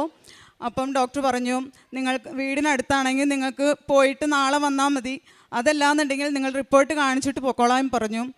അപ്പോൾ ഞാൻ വീട്ടിൽ നിന്ന് പോരുമ്പോൾ എൻ്റെ കയ്യിൽ ഒരു കെട്ട് കൃപാസനം പത്രം കൊടുക്കാൻ വാങ്ങിച്ചിട്ടുണ്ടായിരുന്നു. അപ്പോൾ ഞാൻ ഇദ്ദേഹം എന്നോട് പറഞ്ഞു, ഇദ്ദേഹത്തിനാണെങ്കിൽ എന്ത് ബ്ലഡ് ടെസ്റ്റ് ആണെന്ന് അറിയില്ലായിരുന്നു. ഞാൻ ഇദ്ദേഹത്തോട് പറയാനും പോയില്ല എന്ത് ടെസ്റ്റാണെന്ന്. ഇദ്ദേഹം എന്നോട് പറഞ്ഞു നമുക്ക് ബ്ലഡ് എടുത്തു കൊടുത്തിട്ട് വീട്ടിൽ പോകാം. അപ്പം ഞാൻ പറഞ്ഞു എനിക്ക് കൃപാസനം പത്രം കൊടുക്കണം, ഞാൻ അങ്ങനെ എല്ലായിടത്തും നടന്ന് ഹോസ്പിറ്റലിലും വഴിയിലൂടെ നടന്ന് എൻ്റെ കൃപാസനം പത്രം മുഴുവൻ കൊടുത്ത് തീർന്നപ്പോഴത്തേനും എൻ്റെ ബ്ലഡ് റിപ്പോർട്ട് വരുന്ന ടൈമായി. ഞങ്ങളങ്ങനെ റിപ്പോർട്ട് കളക്ട് ചെയ്തു, ഡോക്ടറെ കണ്ടു. എൻ്റെ റിപ്പോർട്ട് വെറും 4 റിസൾട്ട് ഉണ്ടായിരുന്നുള്ളൂ. നമുക്ക് നോർമലായിട്ട് CA 125 ബ്ലഡ് ടെസ്റ്റ് ബിലോ 35 ആണ് വരേണ്ടത്. എനിക്ക് വെറും 4 ആക്കി എൻ്റെ മാതാവ് എന്നെ അനുഗ്രഹിച്ചു. അതിനുശേഷം ഡോക്ടർ പറഞ്ഞു, ഇങ്ങനെ സിസ്റ്റ് ഉള്ളതുകൊണ്ട് 3 മാസം മെഡിസിൻ കഴിക്കണം, അത് റെഗുലറായിട്ട് തന്നെ 3 മാസം കഴിക്കണമെന്ന് പറഞ്ഞു. ഞങ്ങൾ മെഡിസിൻ വാങ്ങിച്ചു. 28 ദിവസം ഞാൻ മെഡിസിൻ കഴിച്ചു, റെഗുലറായിട്ട് തന്നെ കഴിച്ചു. അതിനുശേഷം എനിക്ക് തോന്നി, ഞാൻ എന്തിനാണ് ഈ മരുന്ന് മുഴുവൻ കഴിക്കുന്നത്? എൻ്റെ കയ്യിൽ ഉടമ്പടി തൈലമുണ്ട്, ഉടമ്പടി ഉപ്പുണ്ട്. അപ്പോൾ ഞാൻ ഇദ്ദേഹത്തോട് പറഞ്ഞു, ഇനി മെഡിസിൻ വാങ്ങിക്കണ്ട, നമുക്ക് ഉടമ്പടി തൈലം ഉപയോഗിച്ച് വയറിൽ കുരിശ് വരച്ച് പ്രാർത്ഥിക്കാം. ഉടമ്പടി ഉപ്പ് ഞാൻ കഴിച്ചു, വചനം ചൊല്ലി പ്രാർത്ഥിച്ചു. അങ്ങനെ 3 മാസത്തിന് ശേഷം വീണ്ടും അടുത്ത സ്കാനിങ് ഉണ്ടായിരുന്നു. സ്കാൻ ചെയ്ത് റിപ്പോർട്ട് വന്നപ്പോൾ അത് നോർമലാണെന്ന് കണ്ടു. അമ്മ മാതാവിനും തിരുക്കുമാരനും കോടാനുകോടി നന്ദി പറയുന്നു. എൻ്റെ 3ാമത്തെ സാക്ഷ്യം, എൻ്റെ 3ാമത്തെ മകൾ ജുവൽ മേരി, അവൾക്കാണെങ്കിൽ അലർജി കഫ് പ്രശ്നം ഉണ്ടായിരുന്നു. അത് ഒത്തിരി തണുത്ത വസ്തുക്കൾ, ഐസ്ക്രീം അങ്ങനെ എന്തെങ്കിലും കഴിക്കുമ്പോഴും തണുപ്പടിക്കുമ്പോഴാണ് കുഞ്ഞിന് ചുമ വന്നുകൊണ്ടിരുന്നത്. അത് രാത്രിയിലാണ് കൂടുതലും ഉണ്ടാകുന്നത്. കുഞ്ഞിനെ ഉറങ്ങാനും ഒക്കെ ബുദ്ധിമുട്ടുണ്ടായിരുന്നു. ഞങ്ങളാണേലും ഉറങ്ങാതെ കുഞ്ഞിനെ നോക്കിയിരിക്കും. പലപ്പോഴും സ്കൂളിൽ പോകുമ്പോഴാണെങ്കിലും കുഞ്ഞിനെ ചുമച്ച് കൊച്ച് നിർത്താതെ ചുമയ്ക്കും. അവസാനം കുഞ്ഞ് ഛർദ്ദിക്കും. ആ ഛർദ്ദിച്ച് കഴിയുമ്പോഴാണ് അവൾ നോർമലാകുന്നത്. അങ്ങനെ ഞങ്ങൾ പലപ്പോഴും സ്കൂളിൽ നിന്ന് വിളിച്ചുകൊണ്ട് വരേണ്ട അവസ്ഥ വരെ ഉണ്ടായിട്ടുണ്ട്. ഞാൻ അമ്മ മാതാവിൻ്റെ ഉടമ്പടി തൈലം പുരട്ടി കുഞ്ഞിൻ്റെ നെറ്റിയിൽ കുരിശ് വരച്ച് പ്രാർത്ഥിച്ചു, നെഞ്ചത്തും കുരിശ് വരച്ച് പ്രാർത്ഥിച്ചു. ഉടമ്പടി ഉപ്പ് കുഞ്ഞിനെ എന്നും കഴിക്കാൻ കൊടുക്കുമായിരുന്നു. ഞാൻ മകളോട് പറയും, മോനെ നമുക്ക് കൃപാസനത്തിൽ വന്ന് അമ്മ മാതാവിനോട് മുമ്പിൽ സാക്ഷ്യം പറയാമെന്ന് മോൻ പറഞ്ഞ് പ്രാർത്ഥിച്ചോളാൻ പറഞ്ഞു. അങ്ങനെ പ്രാർത്ഥിച്ചതിൻ്റെ ഫലമായിട്ട് എൻ്റെ കുഞ്ഞിന് ഇപ്പോൾ ഒത്തിരി ആശ്വാസമുണ്ട്. അങ്ങനെ ഛർദ്ദിക്കുന്ന ചുമയൊന്നും കുഞ്ഞിനില്ല. നോർമലായിട്ട് എല്ലാ കുട്ടികൾക്കും തണുപ്പടിക്കുമ്പോഴുള്ള ചുമയേ എൻ്റെ കുഞ്ഞിനുള്ളൂ. അമ്മ മാതാവിനും തിരുക്കുമാരനും നന്ദി. പ്രേക്ഷിത പ്രവർത്തനമായിട്ട് ഞാൻ എല്ലാ മാസവും കൃപാസനത്തിൽ വരും, പത്രം വാങ്ങിക്കും. പത്രം വാങ്ങിച്ച് എല്ലാവർക്കും വീടുകളിലും വഴികളിലും ബസ് സ്റ്റാൻഡിലും ഹോസ്പിറ്റലുകളിലുമായിട്ട് ഞാൻ പത്രം കൊടുക്കാറുണ്ട്. എൻ്റെ അനുഭവ സാക്ഷ്യങ്ങൾ പറയാറുണ്ട്, അവരുടെ സങ്കടങ്ങൾ കേൾക്കാറുണ്ട്, അവർക്ക് വേണ്ടി പ്രാർത്ഥിക്കും. അവരോട് പറയും കൃപാസനത്തിൽ പോയി പ്രാർത്ഥിക്കുന്ന കാര്യം. പിന്നെ അച്ഛൻ്റെ ഉടമ്പടി ധ്യാനം എല്ലാ ചൊവ്വാഴ്ചയും ലൈവായി തന്നെ ഞാൻ കൂടാൻ ശ്രമിക്കാറുണ്ട്. ആ ധ്യാനം എല്ലാവർക്കും, എൻ്റെ ഫ്രണ്ട്സിന് എല്ലാവർക്കും ഞാൻ ഷെയർ ചെയ്ത് കൊടുക്കും. അച്ഛൻ്റെ ഡെയിലി ബ്രെഡ് രാവിലെ ഞങ്ങൾ കുടുംബമായിട്ട് തന്നെ കേൾക്കും. എത്ര വൈകിയാലും ഞങ്ങൾ ജപമാല ചൊല്ലിയിട്ടാണ് ഞങ്ങൾ കിടക്കാറുള്ളൂ. കാരുണ്യ പ്രവൃത്തികളായിട്ട് ഞങ്ങളുടെ അടുത്ത ഗവൺമെൻറ് ഹോസ്പിറ്റലിൽ ഞങ്ങൾ കുറച്ച് കൃപാസനത്തിലെ കുറച്ച് ചേച്ചിമാർ കൂടി പോയി ഭക്ഷണത്തിന് പൈസ കൊടുത്ത് നമ്മൾ ഭക്ഷണം ഉണ്ടാക്കാൻ അവർ സഹായിക്കും. രോഗികൾക്ക് ഭക്ഷണം കൊണ്ട് കൊടുക്കുകയും അവർക്ക് വേണ്ടി പ്രാർത്ഥിക്കുകയും ചെയ്യാറുണ്ട്. ഞങ്ങളുടെ അടുത്ത് വേറൊരു ഓൾഡ് ഏജ് ഹോമുണ്ട്. അവിടെ ഞങ്ങൾ കുടുംബമായിട്ട് തന്നെ പോവും. എൻ്റെ കുഞ്ഞുങ്ങൾക്കാണേലും അമ്മമാരുടെ അടുത്ത് പോകാൻ ഒത്തിരി ഇഷ്ടമാണ്. അത് അമ്മമാരുടെ ഓൾഡ് ഏജ് ഹോമാണ്. അവിടെ ഞങ്ങൾ പോയി അമ്മമാർക്ക് ഭക്ഷണം ഉണ്ടാക്കി കൊടുക്കുകയും അവരുടെ കൂടെ ഭക്ഷണം കഴിക്കാനായിട്ട് അവരുടെ കൂടെ ഇരിക്കുകയും അവർക്ക് അവരുടെ സങ്കടങ്ങൾ കേൾക്കാനും അവർക്ക് വേണ്ടി പ്രാർത്ഥിക്കുകയും ചെയ്യാറുണ്ട്. അതുപോലെ തന്നെ എൻ്റെ കുഞ്ഞുങ്ങൾ അവർക്ക് പാട്ട് പാടിയും ഡാൻസ് കളിച്ചും എല്ലാം അവർ ഒത്തിരി സന്തോഷമായിട്ടാണ് ഞങ്ങൾ അവിടെ നിന്ന് പോരുന്നത്. ആത്മീയമായിട്ട് എനിക്ക് കിട്ടിയ അനുഗ്രഹം എന്ന് പറഞ്ഞാൽ ഞങ്ങൾക്ക് ഡെയിലി വിശുദ്ധ കുർബാനയിൽ സംവദിക്കാനുള്ള അനുഗ്രഹം ലഭിച്ചു. ഞങ്ങൾ കുടുംബത്തോടൊപ്പം ഞാനും ഹസ്ബൻഡും എൻ്റെ മൂത്ത കുട്ടിയും കൂടി എല്ലാ ദിവസവും ഞങ്ങൾ വിശുദ്ധ കുർബാനയിൽ സംവദിക്കും. ഒരു ദിവസം വിശുദ്ധ കുർബാനയിൽ സംവദിക്കാൻ പറ്റിയില്ലെങ്കിൽ ഒത്തിരി വിഷമമായിരിക്കും. എല്ലാ അനുഗ്രഹങ്ങൾക്കും തിരുക്കുമാരനും വരുന്നു. ഞങ്ങൾ ഓർത്തഡോക്സ് വിശ്വാസിയാണ്. എന്നെ ഇവിടെ നിർത്തുവാനായിട്ട് ഇടവരുത്തിയ എൻ്റെ മാതാവിനും തിരുക്കുമാരനും കോടാനുകോടി നന്ദി ഞാൻ അർപ്പിക്കുന്നു. എനിക്കിപ്പം 54 വയസ്സോളമായി. ഞാൻ എപ്പോഴും ബഹുമാനപ്പെട്ട ജോസഫ് അച്ഛൻ്റെ ഈ സാക്ഷ്യം കേൾക്കാൻ കാരണം എൻ്റെ ഈ സഹോദരിയാണ് ഈ നിൽക്കുന്നത്. എന്നെ ഇവിടെ കൊണ്ടുവരാൻ ഏറ്റവും മെയിനായിട്ട് ഉള്ള കാരണം അവളാണ്. എനിക്ക് മാർച്ച് മാസം ഒരു ആക്സിഡൻ്റ് ഉണ്ടായി. ഞാൻ ഹെവി ട്രെയിലർ ഡ്രൈവറാണ്. അപ്പോൾ എൻ്റെ കാലിലൊരു ജാക്കി വീണതിൻ്റെ ഫലമായിട്ട് അതൊരു മാസത്തോളം ഇരുന്ന് ഏപ്രിലിൽ പെസഹാഴ്ചയ്ക്ക് തൊട്ട് മുമ്പ് ദിവസം ഞാൻ വണ്ടി കോട്ടയത്ത് കൊണ്ടിട്ടിട്ട് വീട്ടിൽ വന്ന സമയത്ത് എനിക്ക് ചെറുതായിട്ടൊരു പെയിൻ അനുഭവപ്പെടുകയും, അപ്പോൾ എൻ്റെ സഹോദരി പറഞ്ഞല്ലോ ഞാൻ തികഞ്ഞൊരു മദ്യപാനിയായിരുന്നു. അത് ഒരുപാട് മദ്യപാനവും കാര്യങ്ങളുമായിട്ട് എൻ്റെ ലൈഫ് തന്നെ എൻ്റെ കൺട്രോളിലല്ലാത്തൊരു സമയത്താണ് എനിക്ക് ആക്സിഡൻ്റ് ഉണ്ടാകുന്നത് തന്നെ.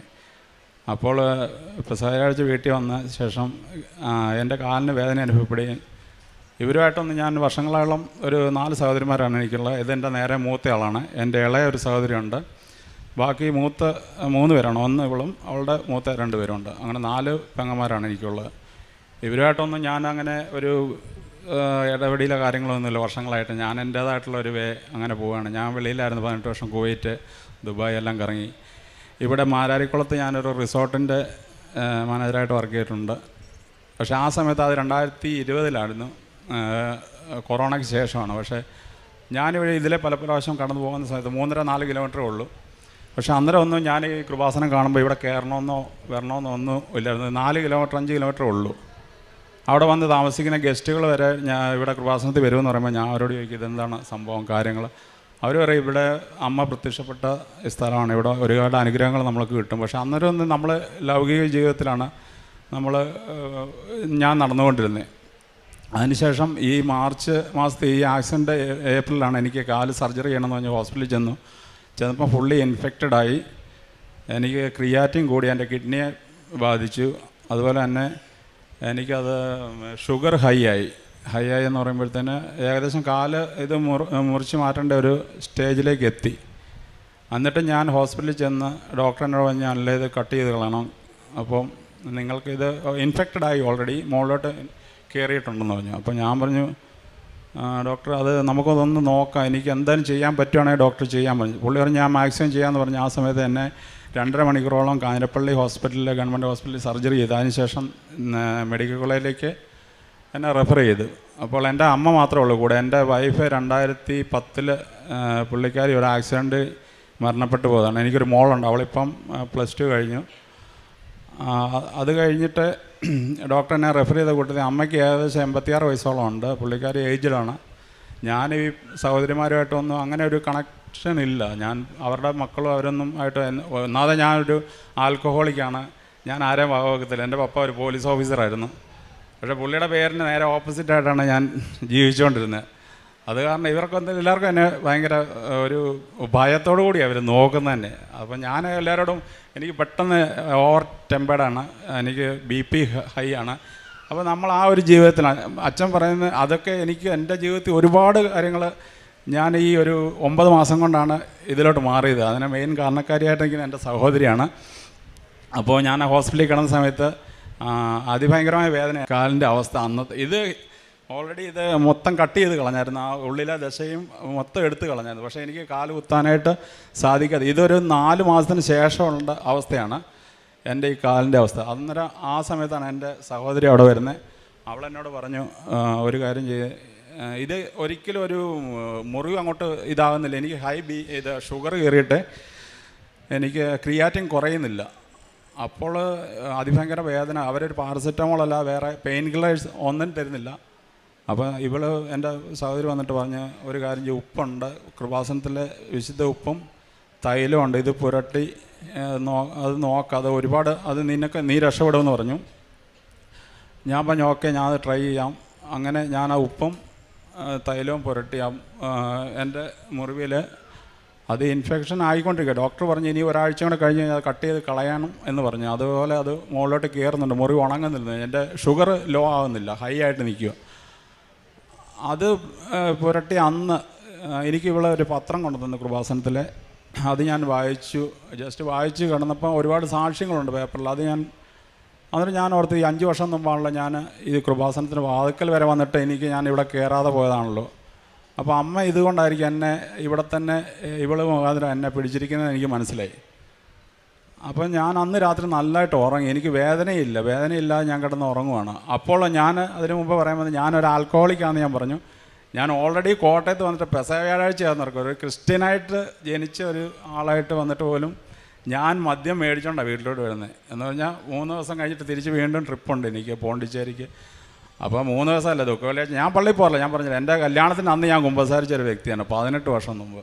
പക്ഷേ അതിനുശേഷം കുമ്പസാരമില്ല, പള്ളിയിൽ പോക്കില്ല, ഒന്നുമില്ല. പക്ഷേ എനിക്ക് ഉള്ളിലുണ്ട്, ഞാൻ എല്ലാവരെയും ഹെൽപ്പ് ചെയ്യും, കാര്യങ്ങൾ നമ്മളെക്കൊണ്ട് കഴിയുന്ന പോലെ ഹെൽപ്പ് ചെയ്യാറുണ്ട് മറ്റുള്ളവർ. ഞാൻ ബൈബിളിൽ പറയുന്നത് വിലാപഭവനത്തിൽ പോകുന്നതിനേക്കാളും വിരുന്ന് വീട്ടിൽ പോകുന്നതിനേക്കാളും നിങ്ങൾ വിലാപഭവനത്തിൽ പോകണമെന്ന്. ഞാൻ എല്ലാ മരണ വീട്ടിലും പോകും. നമുക്ക് പരിചയപ്പോൾ ഇല്ലാത്തവരും ഉള്ളവരുടെ എല്ലായിടത്തും പോകും. അവരെക്കൊണ്ട് എനിക്ക് കഴിയാവുന്ന പോലെ ഞാൻ ഹെൽപ്പ് ചെയ്യും. പക്ഷേ ഇത് കഴിഞ്ഞ് കഴിഞ്ഞപ്പോൾ അന്ന് രാത്രി നല്ലതായിട്ട് ഉറങ്ങി. പിന്നെ അത് ഒരു ദിവസം 2 ദിവസം 3 ദിവസം കഴിയുമ്പോഴത്തേന് ഇത് ഹീലിംഗ് ആയി തുടങ്ങി. അത് കഴിയുമ്പോൾ ഡോക്ടർ പറഞ്ഞു, നിങ്ങളുടെ ക്രിയാറ്റിൻ ഓൾറെഡി എൻ്റെ കുറഞ്ഞു വരുന്നു, ഇൻസുലിൻ എൻ്റെ എടുപ്പ് നിർത്തി, പിന്നെ നോർമൽ ആകാൻ തുടങ്ങി. അപ്പോൾ എനിക്ക് അതിൻ്റെ അകത്തൊരു വിശ്വാസമായി. എനിക്ക് പണ്ടേ മാതാവിനോട് വിശ്വാസമുള്ള ഒരാളാണ്. ഈശോയെ അതിലും കൂടുതൽ എനിക്കിഷ്ടമാണ് ഉള്ളിൻ്റെ ഉള്ളിൽ. പക്ഷേ ഞാൻ പുറമേ അത് കാണിക്കാറില്ല. അതിൻ്റെ കാരണം എന്ന് പറഞ്ഞാൽ ഞാൻ ക്രിസ്മസിൻ്റെ അന്ന് നൈറ്റ് ഉണ്ടായ ഒരു വ്യക്തിയാണ്. 24 ഡിസംബർ ഉണ്ടായ ക്രിസ്മസ്. എൻ്റെ പാട്ടുകാർ വന്ന് ക്രിസ്മസ് കരോൾ നടത്തിക്കൊണ്ടിരിക്കുമ്പോഴാണ് എൻ്റെ അമ്മ എന്നെ പ്രസവിച്ചെന്നാണ് പറയുന്നത്. എനിക്കറിയത്തില്ല, ഞാൻ കണ്ടിട്ടില്ലായിരുന്നു.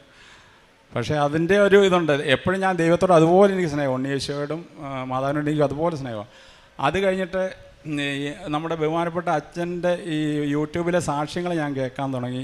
അപ്പോൾ ഞാൻ കൂടുതലായിട്ട്, അതിനു മുമ്പ് ഞാൻ ഇൻസ്റ്റഗ്രാമ്, പിന്നെ ഇങ്ങനെയുള്ള ഫേസ്ബുക്ക്, വാട്സപ്പ് എല്ലാം നമ്മളത് സോഷ്യൽ മീഡിയ ഞാൻ കൂടുതൽ യൂസ് ചെയ്യും. പക്ഷേ അതിനുശേഷം ഞാൻ ക്രമേണ അത് കുറയ്ക്കാൻ തുടങ്ങി, കംപ്ലീറ്റ് കുറച്ച്. എന്ന് പറഞ്ഞാൽ എല്ലാത്തിനും വിട്ടിട്ട് കൃപാസനം. ഇപ്പം എൻ്റെ ഇതിൽ എടുത്ത് നോക്കിക്കഴിഞ്ഞാൽ എനിക്ക് എല്ലാ സാക്ഷ്യങ്ങളും ഞാൻ ഓൾമോസ്റ്റ് എല്ലാം കണ്ടിട്ടുണ്ട്. ഇതുവരേക്കുള്ള അച്ഛൻ്റെ ടോക്കുകൾ എല്ലാ ദിവസവും. അതുപോലെ തന്നെ ഞാൻ പറഞ്ഞില്ല, 39 വർഷമായിട്ട് അച്ഛൻ പറയുന്ന ഏറ്റവും വലിയൊരു ഇതെനിക്കത് എന്നെ ടച്ച് ചെയ്തൊരു ഇതാണ്. അച്ഛൻ്റെ ബഹുമാനപ്പെട്ട ജോസഫ് അച്ഛൻ 39 വർഷം ഓൾറെഡി കംപ്ലീറ്റ് ആയെന്ന് പറഞ്ഞ് ഈ നമ്മുടെ അച്ഛൻ്റെ ഈ പ്രേക്ഷിത വേലയ്ക്ക്. പക്ഷേ ഈ 39 വർഷമായിട്ട് ഞാൻ നേരെ ഓപ്പോസിറ്റായിരുന്നു. ഞാൻ യേശുവിനെ തിരയാതെ ഞാൻ നടന്ന ഒരു വ്യക്തിയാണ്. പക്ഷേ അതെന്നെ മാറ്റി നേരെ ഓപ്പോസിറ്റ് ഇവിടെ കൊണ്ടുവന്നതിൽ എൻ്റെ സഹോദരിക്ക്, അവളാണ് എന്നെ അതിനൊരു കാരണക്കാരൻ. പക്ഷേ അതിലും മെയിനായിട്ട് ഞാൻ എൻ്റെ അമ്മയാണ്. എൻ്റെ സഞ്ചാരി അമ്മ എന്നെ ഇവിടെ കൊണ്ടുവന്നു. അതുപോലെ ഈശോപ്പ ഒരുപാട് അനുഗ്രഹം എനിക്ക് തരുന്നുണ്ട്. ഞാൻ 20-ാം തീയതിയാണ് എനിക്ക് ഓപ്പറേഷൻ ഡേറ്റ്. അതെല്ലാം എനിക്ക് കണക്ക് കൂട്ടുമ്പോൾ കാൽക്കുലേറ്റ് ചെയ്യുമ്പോൾ ഞാൻ അതിൻ്റെ അകത്തൊരു വലിയൊരു ഇത് കാണുന്നുണ്ട്. എന്നെ ഓപ്പറേഷൻ നടന്ന 20-ാം തീയതിയാണ്.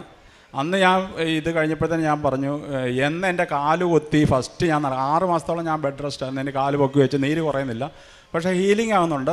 ഞാൻ പ്രാർത്ഥനയും കാര്യങ്ങളുമായിട്ട് യൂട്യൂബിൽ സാക്ഷ്യം കേൾക്കുന്നുണ്ട്, കൃപാസനത്തിലെ പ്രാർത്ഥന എല്ലാം കേൾക്കുന്നുണ്ട്. ഞാൻ പറഞ്ഞു, എന്ന് എൻ്റെ കാല് കുത്തി ഞാൻ നടക്കുന്ന അന്ന് ആദ്യം ഞാൻ കൃപാസനത്തിൽ വരും, ഉടമ്പടി എടുക്കുമെന്ന് പറഞ്ഞു ഫസ്റ്റ്. അപ്പോൾ തന്നെ ഞാൻ മേടിച്ച് വെച്ച ആ കുപ്പിയെല്ലാം ഞാനത് എടുത്ത് ഡിസ്പോസ് ചെയ്തു. എൻ്റെ സിഗരറ്റ് പാക്കറ്റ് എല്ലാം അന്ന് തന്നെ കളഞ്ഞു.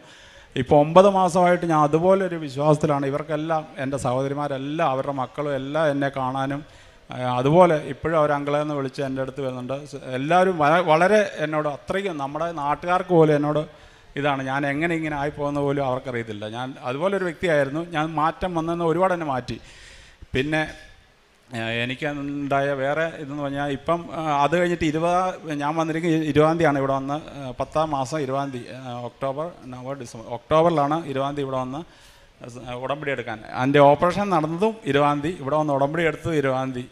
അപ്പോൾ അത് കറക്റ്റായിട്ട് എല്ലാ ഇതിലും ഞാൻ എൻ്റെ ഈശോപ്പയ്ക്കും മാതാവിനും ഒരുപാട് ഞാൻ അതുപോലെ എനിക്ക് ആവുന്നത്രയും ഞാൻ ആൾക്കാരെ ഞാൻ ഹെൽപ്പ് ചെയ്യാറുണ്ട്, എന്നെക്കൊണ്ട് പറ്റുന്ന പോലെ. പക്ഷേ ഞാൻ അന്ന് നല്ലൊരു വ്യക്തിയായിരുന്നു. പക്ഷേ എന്നെ മദ്യപാനവും ഇതുകൊണ്ടായിരിക്കണം ഞാൻ ഇങ്ങനെ വേർതിരിഞ്ഞ് പോയെന്നുള്ളതാണ്. അതാണ് ഞാൻ പറഞ്ഞത്. അൾത്താരപാലനായിട്ട് ഞാൻ ശുശ്രൂഷയ്ക്ക് കയറിയുന്ന ഒരു വ്യക്തിയാണ് 14 വയസ്സ് വരെ. 14 വയസ്സിന് ശേഷമാണ് ഞാൻ ഇതുപോലെ ആയിപ്പോയത്. എന്നെ ഒരുപാട് ഇതുപോലെ എന്നെ ഇങ്ങനെ പിടിച്ചു കൊണ്ട് നിർത്തിയിരിക്കുന്ന എൻ്റെ അമ്മ മാതാവാണ്. കൃപാസനത്തെക്കുറിച്ച് എനിക്ക് ഒരുപാട് പറയാനുണ്ട്. ഒരുപാടെന്ന് പറഞ്ഞാൽ പ്രത്യേകിച്ച് നമ്മൾ പലരോടും പേപ്പർ കൊടുക്കുമ്പോൾ ഞാൻ അങ്ങനെ പേപ്പർ കൊടുക്കില്ല. ഞാൻ മെയിനായിട്ടെന്ന് പറഞ്ഞാൽ എനിക്കറിയാത്തൊരു കേസിന് എൻ്റെ പപ്പ ഇരുന്ന സ്റ്റേഷനിൽ ഞാൻ കിടന്നിട്ടുണ്ട്, ജയിലിൽ. എന്ന് പറഞ്ഞാൽ പുള്ളി അത് പോസ്റ്റ് ഇരുന്ന സ്റ്റേഷനിൽ, ചാർജായിട്ട് ഇരുന്ന സ്റ്റേഷനിൽ ഞാൻ അറിയാത്തൊരു കുറ്റത്തിന്, എന്ന് പറഞ്ഞാൽ മദ്യപാനം മുഖാന്തരം ഇതായിട്ട് ഞാൻ പെട്ടുപോയിട്ടുണ്ട്. അതാണ് ഞാൻ പറഞ്ഞത്, മദ്യം നമ്മളെ കൊണ്ട് പെടുത്തു. എല്ലാ കാര്യത്തിലും നമ്മൾ ചെറിയ അയ്യാത്ത തെറ്റ് പോലും നമ്മൾ പെട്ടുപോകും. അങ്ങനെ പോയി കിടന്നിട്ട് ഞാൻ ജയിലിൽ പോയിട്ടുണ്ട് 14 ദിവസം, റിമാൻഡിൽ കിടന്നിട്ടുണ്ട്. അപ്പോൾ എൻ്റെ പപ്പ ഒരു പോലീസ് ഓഫീസറായിട്ട് ഇവർക്കെല്ലാം അത് നാണക്കേടായിരുന്നു, എൻ്റെ സഹോദരിമാർക്കല്ല. എനിക്ക് സെലക്ഷൻ കിട്ടിയ ഒരു വ്യക്തിയാണെന്ന് പറഞ്ഞത്. പോലീസിൽ 20ാമത്തെ വയസ്സിൽ എനിക്ക് സെലക്ഷൻ കിട്ടിയിട്ട് പപ്പ ഇരുന്ന സമയത്ത് എനിക്കത് വേണ്ടാന്ന് പറഞ്ഞിട്ട് ഞാൻ ഇട്ടിട്ട് പോയ ആളാണ്. അപ്പോൾ ആ കിടന്ന് ഞാൻ നേരെ ജയിലിൽ വരെ വന്ന് കിടന്ന്. അതുപോലെ ഒരുപാട് എന്നെ വിട്ട് കളഞ്ഞിട്ട് അവിടുന്ന് എന്നെ പിടിച്ചുകൊണ്ട് മുടിയനായ പുത്രനെ തിരിച്ചു കൊണ്ടുവന്നിരിക്കുക പിതാവ്. എന്നെ ഇവിടെ നിർത്തിയതിന് ഒരുപാട് ഞാൻ നന്ദി പറയുന്നു, 1000 നന്ദി പറയുന്നു. എനിക്ക് ഈ പ്രത്യക്ഷീകരണ സാക്ഷിയായിട്ട് തന്നെ എൻ്റെ ജീവിതം മുഴുവൻ നിലനിർത്തണമെന്ന് ഒരൊറ്റ ഇതേ ഉള്ളൂ. ഞാൻ 6 നിയോഗം ഇവിടെ ഞാൻ വെച്ചിട്ടുണ്ട്. പക്ഷേ എനിക്കുള്ളതെന്ന് പറഞ്ഞു കഴിഞ്ഞാൽ ഞാൻ 20ാം തീയതി ഉടമ്പടി എടുത്ത് എനിക്ക് 28ാം തീയതി നൈറ്റ്, അന്ന് ഒക്ടോബർ 28ാം തീയതി നൈറ്റ് ഞാൻ കിടക്കുമ്പോൾ എനിക്കൊരു വിളി കേൾക്കാം. രാത്രി 2 മണിയായപ്പോൾ മുറ്റത്തുകൂടെ മാതാവ് നടക്കുകയാണ്. മാതാവ് കറക്റ്റായിട്ട് ഞാൻ കാണുന്നുണ്ട്. മാതാവ് നീല അങ്കി ധരിച്ചിട്ട് മുറ്റത്തോടെ ഞങ്ങളുടെ മുറ്റം വഴി ഇങ്ങനെ നടക്കുന്നുണ്ട് രാത്രി 2 മണിക്ക്. അപ്പോൾ ഞാൻ ഉറക്കത്തില്ല, പക്ഷേ ഞാൻ മാതാവിൽ നിന്ന് വിളിക്കുന്നുണ്ട്. അപ്പോൾ എന്നെ എടാ അനില്ല എന്നാണ് വിളിച്ചത്. അതാണ് ഞാൻ ഓർക്കുന്നത്, മാതാവ് അങ്ങനെയൊക്കെ വിളിക്കുമെന്ന് ഞാൻ ആദ്യമായിട്ട് കേൾക്കുന്നത്. എടാ അനില്ലെന്ന് വിളിച്ചു. അപ്പോൾ ഞാൻ ഇതുപോലെ തെറ്റി നടന്നുകൊണ്ടായിരിക്കും എന്നെ പിടിച്ച് നിർത്തിയിരിക്കുന്നത്. അതുപോലെ തന്നെ 1 മാസം കഴിഞ്ഞപ്പോൾ ഞാനിവിടെ വന്നപ്പം ഇവിടെ ഓഫീസിൽ ചോദിച്ചു എനിക്ക് അച്ഛനെ ഒന്ന് കണ്ട് ബ്ലെസ്സിങ് എടുക്കാൻ പറ്റുമോ. അപ്പോൾ പറഞ്ഞു ഇല്ല, 3 മാസം കഴിയണമെന്ന് പറഞ്ഞു, നിങ്ങളത് ഉടമ്പടി പൂർത്തിയാക്കണം. പക്ഷേ ഞാൻ കറക്റ്റായിട്ട് അതെല്ലാം കണ്ടിന്യൂ ചെയ്യുന്നുണ്ട്. അതിനുശേഷം ഞാൻ കഴിഞ്ഞ മാസമാണ് ഇവിടെ വന്നിട്ട് പോയത്. അതുപോലെ 7ാം തീയതി ഇവിടെ അമ്മ പ്രത്യക്ഷപ്പെട്ട ഇവിടെ ഞാൻ വന്നിട്ട് രാവിലെ 8 മണിക്ക് വന്ന ഞാൻ 1:30 ആയപ്പോഴാണ് ഇവിടെ കയറി അമ്മയുടെ അമ്മയുടെ ബ്ലെസ്സിങ് എനിക്ക് കിട്ടിയത്. എന്നിട്ട് പോലും എനിക്ക് ചൂട് സഹിക്കാനായിട്ടുള്ള എനിക്ക് എങ്ങനെയാണെന്നല്ല, അല്ലെങ്കിൽ ഞാൻ ഒരു 10 മിനിറ്റ് പോലും ഞാൻ വെയിലത്ത് നിൽക്കുന്ന ഒരു വ്യക്തിയല്ല. പക്ഷേ എനിക്ക് അതെല്ലാം തന്ന് എന്നെ ഇവിടെ വരെ എത്തിച്ച് ഈ നിമിഷം വരെ എന്നെ ഇങ്ങനെ നിർത്തിയിട്ടുണ്ട് എൻ്റെ അമ്മ. എന്ത് പറഞ്ഞാലും എനിക്ക് തീർച്ചയായിട്ടും എനിക്ക് എൻ്റെ ഉള്ളിൽ നിന്നുള്ള കാര്യങ്ങളാണ്. അതുപോലെ എൻ്റെ കാലിപ്പോൾ നിങ്ങൾക്ക് കാണാൻ പറ്റും, ഇതുപോലെ തന്നെ ഹീലിംഗ് ആയിട്ടുണ്ട്, മൊത്തമായിട്ട് ഫുള്ള് ഹീലിംഗ് ആയി, കംപ്ലീറ്റ് ഇതായി എനിക്ക് നടക്കാൻ പറ്റുന്നുണ്ട്. അതെൻ്റെ അമ്മ മാതാവ് തന്ന ഒരുപാട് അനുഗ്രഹമാണ്.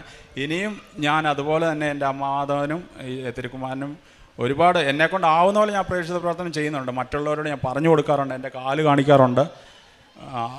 ഒരുപാട് പേരെ ഞാൻ എൻ്റെ വഴിയായിട്ട് തന്നെ ഇവിടുത്തെ കൃപാസനത്തിൻ്റെ അമ്മയുടെ പ്രത്യക്ഷീകരണ സാക്ഷികളാക്കുവാൻ വേണ്ടി ഞാൻ ഒരുപാട് കാര്യങ്ങൾ മുന്നോട്ട് പോയിട്ടുണ്ട്. അവരെല്ലാം എൻ്റെ കൂടെ വരുന്നുണ്ട്, എൻ്റെ ഇത് കണ്ടിട്ട്, സാക്ഷ്യം കണ്ടിട്ട് തന്നെ. പിന്നെ ഞാൻ ഹോസ്പിറ്റലിൽ പോകാറുണ്ട്. എൻ്റെ അമ്മ ഏജിലാണെന്ന് ഞാൻ പറഞ്ഞു. എൻ്റെ മോൾ എൻ്റെ കൂടെയുള്ള അവൾ വൈഫിൻ്റെ വീട്ടിലാണ്, അവരാണ്. പിന്നെ അമ്മയ്ക്ക് വയ്യ. പക്ഷേ അമ്മയ്ക്ക് ഇതുപോലെയാണ്. ഞങ്ങൾ ഓർത്തഡോക്സുകാരായതുകൊണ്ട് ഞങ്ങൾക്ക് ജപമാലയൊന്നുമില്ല. പക്ഷേ ഞാൻ ജപമാല ചൊല്ലാറുണ്ട്. എൻ്റെ പ്രാർത്ഥന കണ്ടിട്ട് അമ്മ ഇപ്പം വെളുപ്പാങ്കാലത്ത് തന്നെ എഴുന്നേൽക്കുക എന്ന് പറഞ്ഞാൽ പുള്ളിക്കാരി ഓർക്കുക ഇവനിനി അങ്ങനെ ഇതിൽ നിന്ന് എങ്ങനെ ഇങ്ങനെ ആയിപ്പോകുന്ന പോലും അമ്മയ്ക്ക് ഭയങ്കര അത്ഭുതം. അമ്മയ്ക്ക് നടുവിന് വേദന വന്നിട്ട് അമ്മയുടെ ബാക്ക് ബോൺ ഇതായിട്ട് വളഞ്ഞു പോയായിരുന്നു. ആ അവസരത്തിൽ ഞാൻ അമ്മയോട് പറഞ്ഞു, അമ്മേ ഞാൻ ഉപ്പിട്ട് പക്ഷേ ഞാൻ പ്രാർത്ഥിച്ചു കഴിഞ്ഞാൽ അത് എനിക്കറിയത്തില്ല, ഞാൻ ഉപ്പിട്ട് അല്ലെങ്കിൽ തൈലം പുരട്ടി പ്രാർത്ഥിച്ച് അത് ഭയങ്കരമായിട്ടൊരു വിടുതൽ കിട്ടും. പക്ഷേ അമ്മയ്ക്ക് ഞാൻ കൊടുത്തു കഴിഞ്ഞാൽ പിന്നെ എല്ലാ സ്കാനിങ്ങും കഴിഞ്ഞാണ്. പക്ഷേ അമ്മയ്ക്ക് ഇപ്പോൾ നല്ല രീതിയിൽ അമ്മ നടക്കാൻ പറ്റുന്നുണ്ട്. കഴിഞ്ഞ പ്രാവശ്യം ഞാൻ അമ്മയെ ഇവിടെ കൊണ്ടുവന്നായിരുന്നു. അമ്മയ്ക്ക് സാക്ഷി എടുത്തിട്ടില്ല, ഉടമ്പടി എടുത്തിട്ടില്ല. ഞാൻ പറഞ്ഞു എടുക്കണ്ട, ഏജിലായതുകൊണ്ട് പറ്റത്തില്ല. പക്ഷേ അമ്മയ്ക്ക് അതുപോലെ വിശ്വാസമാണ്. അതുപോലെ എല്ലാ കാര്യങ്ങൾക്കും. എനിക്ക് ഒരു 10 വർഷം മുമ്പ്, ഇപ്പോൾ എനിക്ക് 54 വയസ്സായെന്ന് ഞാൻ പറഞ്ഞു, ഒരു 44 വയസ്സായപ്പോൾ ഞാൻ മാൾട്ടയ്ക്ക് വേണ്ടി ട്രൈ ചെയ്തായിരുന്നു. അന്നേരം ഞാൻ ഇതായിരുന്നു, നമ്മുടെ കേറ്ററിംഗ് ഫീൽഡായിരുന്നു, ഹോട്ടൽ മാനേജ്മെൻ്റ് ആയിരുന്നു. അപ്പോൾ എനിക്ക് പോകാൻ വേണ്ടി ചാൻസ് വന്നപ്പോൾ അന്ന് എൻ്റെ റിജക്റ്റാണ്. എനിക്ക് ഏജ് ഇതായെന്ന് പറഞ്ഞാൽ 45. അവരങ്ങനെ പറഞ്ഞിട്ട് അത് കട്ട് 10 വർഷം മുമ്പാന്ന് ഓർത്തണം. പക്ഷേ അത് കഴിഞ്ഞ് ഞാൻ ഈ ഉടമ്പടി എടുത്തു കഴിയുമ്പോൾ ഞാൻ ഇവരോട് പറഞ്ഞില്ല. ഞാൻ പറഞ്ഞു എൻ്റെ 20ാം തീയതി ആണ് എൻ്റെ ഉടമ്പടി, ഇത് 90 ദിവസം പൂർത്തിയാകുന്നത്. പക്ഷേ ഞാൻ ഇവരോട് പറഞ്ഞില്ല. എനിക്ക് അതിൻ്റെ ഇടയ്ക്ക് ഞാനൊരു ഇതിലേക്ക് ട്രൈ ചെയ്തായിരുന്നു. പക്ഷേ അത് ഓൾമോസ്റ്റ് എനിക്ക് കിട്ടുമെന്നുള്ള 150% അത് എനിക്ക് കൺഫേമാണ്. എന്നിട്ട് പോലും ഞാൻ സാക്ഷ്യം പറയാമെന്ന് ഞാൻ പറഞ്ഞിട്ടുണ്ടായിരുന്നു. അപ്പോൾ 54 വയസ്സുള്ള എന്നെ 10 വർഷം മുമ്പ് റിജക്റ്റ് ചെയ്ത ഒരു വിസ എനിക്കത് കിട്ടുമെന്ന് പറഞ്ഞാൽ അത് അമ്മയുടെ ഒരേ ഒരു ഇത് തന്നെയാണ്. അതിൽ ഞാൻ 150% ഞാൻ വിശ്വസിക്കുന്നു. പിന്നെ എൻ്റെ സാക്ഷ്യം നിങ്ങൾക്കറിയാൻ പറ്റും. ഞാൻ അങ്ങനെ ഇപ്പോൾ ഏകദേശം എന്നെക്കുറിച്ചൊരു ഐഡിയ വരും. ഞാൻ പറയുകയാണ്, ആരും ഇതിൽ നിന്ന് ഉടമ്പടി എടുക്കാതെ അല്ലെങ്കിൽ നമ്മുടെ ഈ ലൗകികമായിട്ടുള്ള ഇതിൽ പോയിട്ട് കാര്യമില്ല. പക്ഷേ മദ്യപാനവും ഇതൊക്കെ എല്ലാവർക്കും വിട്ടൊഴിയാൻ പറ്റും. ചില നമ്മളെ യൂത്ത് ഒക്കെ ആൾക്കാർ കാണും, അവർക്കൊന്നും പറയുമോ ഞാൻ ഇതെടുക്കുന്നില്ല. പക്ഷേ അത് എടുത്തു കഴിയുമ്പോഴാണ് നമ്മൾ കൂടുതൽ അറിയുന്നത്. അതുപോലെ തന്നെ ഞാൻ പറഞ്ഞില്ല, 18 വർഷമായിട്ട് ഞാൻ കുമ്പസാരിക്കത്തില്ല. ഞാനിപ്പോൾ 2 ആഴ്ച കൂടുമ്പോൾ പോയിട്ട് കുമ്പസാരം എടുത്ത് വിശുദ്ധ കുർബാന കൈക്കൊണ്ട് അങ്ങനെ ഒരു ആത്മീയ ജീവിതം. പിന്നെ ബൈബിള് ഞാൻ അരമണിക്കൂർ എന്നുള്ളത് ഞാൻ വായിക്കാനിരുന്ന് കഴിഞ്ഞാൽ 1 മണിക്കൂർ 1.5 മണിക്കൂർ ഞാൻ കണ്ടിന്യൂ. ഉൽപ്പത്തിയൊക്കെ എന്ന് പറഞ്ഞാൽ ഞാൻ വളരെ മുമ്പ് ഞാൻ വായിക്കുമ്പോൾ ഇത് എന്താ നമ്മൾ ക്രിസ്ത്യൻ ആയതെന്ന് പറഞ്ഞിട്ട് പോലും എനിക്കത് പറയാൻ പറ്റത്തില്ല. നമുക്കത് ജസ്റ്റ് ഒരു ചാപ്റ്റർ വായിച്ച് ഞാനങ്ങ് ക്ലാസ്. പക്ഷേ ഇപ്പോൾ അത് കണ്ടിന്യൂ വായിച്ച് ഞാൻ ആ ദിവസം കംപ്ലീറ്റ് വായിക്കുന്നുണ്ട്. അതുപോലെ വെളുപ്പിനെ 3 മണിക്കൊക്കെ ഞാൻ സാധാരണ 3 മണിക്കായിരുന്നു ഉറങ്ങാറുണ്ടായിരുന്നു നേരത്തെ. ഇപ്പം ഞാൻ 3 മണിയാകുമ്പോഴത്തേന് എഴുന്നേറ്റ് പ്രാർത്ഥിക്കാൻ തുടങ്ങും. അതുപോലെ ആത്മീയമായിട്ട് എന്നെ ഒരുപാട് യേശോപ്പ എന്നെ ഉയർത്തി. അമ്മമാതാ അതിനെ ഒരുപാട് എന്നെ ചേർത്ത് പിടിച്ചിരിക്കുക. ഈ അമ്മയുടെയും ഈ ഈശോപ്പയുടെയും ആ പ്രത്യക്ഷീകരണ സാക്ഷിയായിട്ട് എന്നെ നിലനിർത്തണം. ഞാൻ എന്നും ഈ നിമിഷം ഈ ആൾത്താരെ നിൽക്കുന്ന ഈ നിമിഷം തന്നെ ഞാൻ നിയോഗങ്ങളിലല്ല, ഞാൻ എന്നെ വിശുദ്ധീകരണത്തിൻ്റെ ഒരു സാക്ഷിയാക്കിയിട്ട് എൻ്റെ ജീവിതം എന്നും അങ്ങനെ തന്നെ മുന്നോട്ട് പോകണം. മരിക്കുന്നവരെ അമ്മയുടെ സാക്ഷിയായിട്ട് എന്നെ നിലനിർത്തണമെന്ന് ഞാൻ പ്രാർത്ഥിക്കുന്നു. കോടതികളിൽ എന്ന് പറഞ്ഞാൽ ഞാൻ ജയിലിൽ ഇതിൻ്റെ അകത്ത് പോയതുകൊണ്ട് ഞാൻ പറയുകയാണ്, കോടതി വഴിയാണ് ഞാൻ പോകുന്നത്. അവിടെ റിമാൻഡ് വരുന്ന ആൾക്കാർ, റിമാൻഡ് മീൻസ് കോർട്ടിലോട്ട് കൊണ്ടുവന്ന പ്രതികളുണ്ട്. ഞാൻ പോലീസുകാരുടെ കൊടുക്കും, പേപ്പർ കൊടുത്തിട്ട് ഞാൻ പറയും ഇത് കൃപാസനത്തിലാണ്. ഞാൻ കിടന്നുകൊണ്ടാണ് ഞാൻ പറയുന്നത്, എനിക്ക് നല്ല ഇതാണ്, നിങ്ങൾ ഉറപ്പായിട്ട് നിങ്ങളിത് വായിച്ചു കഴിഞ്ഞാൽ നിങ്ങളെ വിടുവിക്കും അമ്മ. ഏത് കുറ്റത്തിൽ നിന്ന്, നമ്മൾ ചെയ്യാത്ത കുറ്റത്തിന് ഞാൻ അകത്ത് പോയ വ്യക്തിയാണ്. അതുപോലെ കോടതികളിൽ, പിന്നെ ഹോസ്പിറ്റലിൽ, ഇങ്ങനെയുള്ള സ്ഥലങ്ങളിൽ ഞാൻ പേപ്പറുകൾ ഇവിടുന്ന് മേടിച്ചുകൊണ്ട് വന്ന പത്രങ്ങൾ ഞാൻ വിതരണം ചെയ്യാറുണ്ട്. ഞാൻ എൻ്റെ അനുഭവം സാക്ഷ്യം പറഞ്ഞിട്ടാണ് ഞാൻ കൊടുക്കാറുള്ളത്. എന്നെ ഇതുപോലെ ഇതാക്കി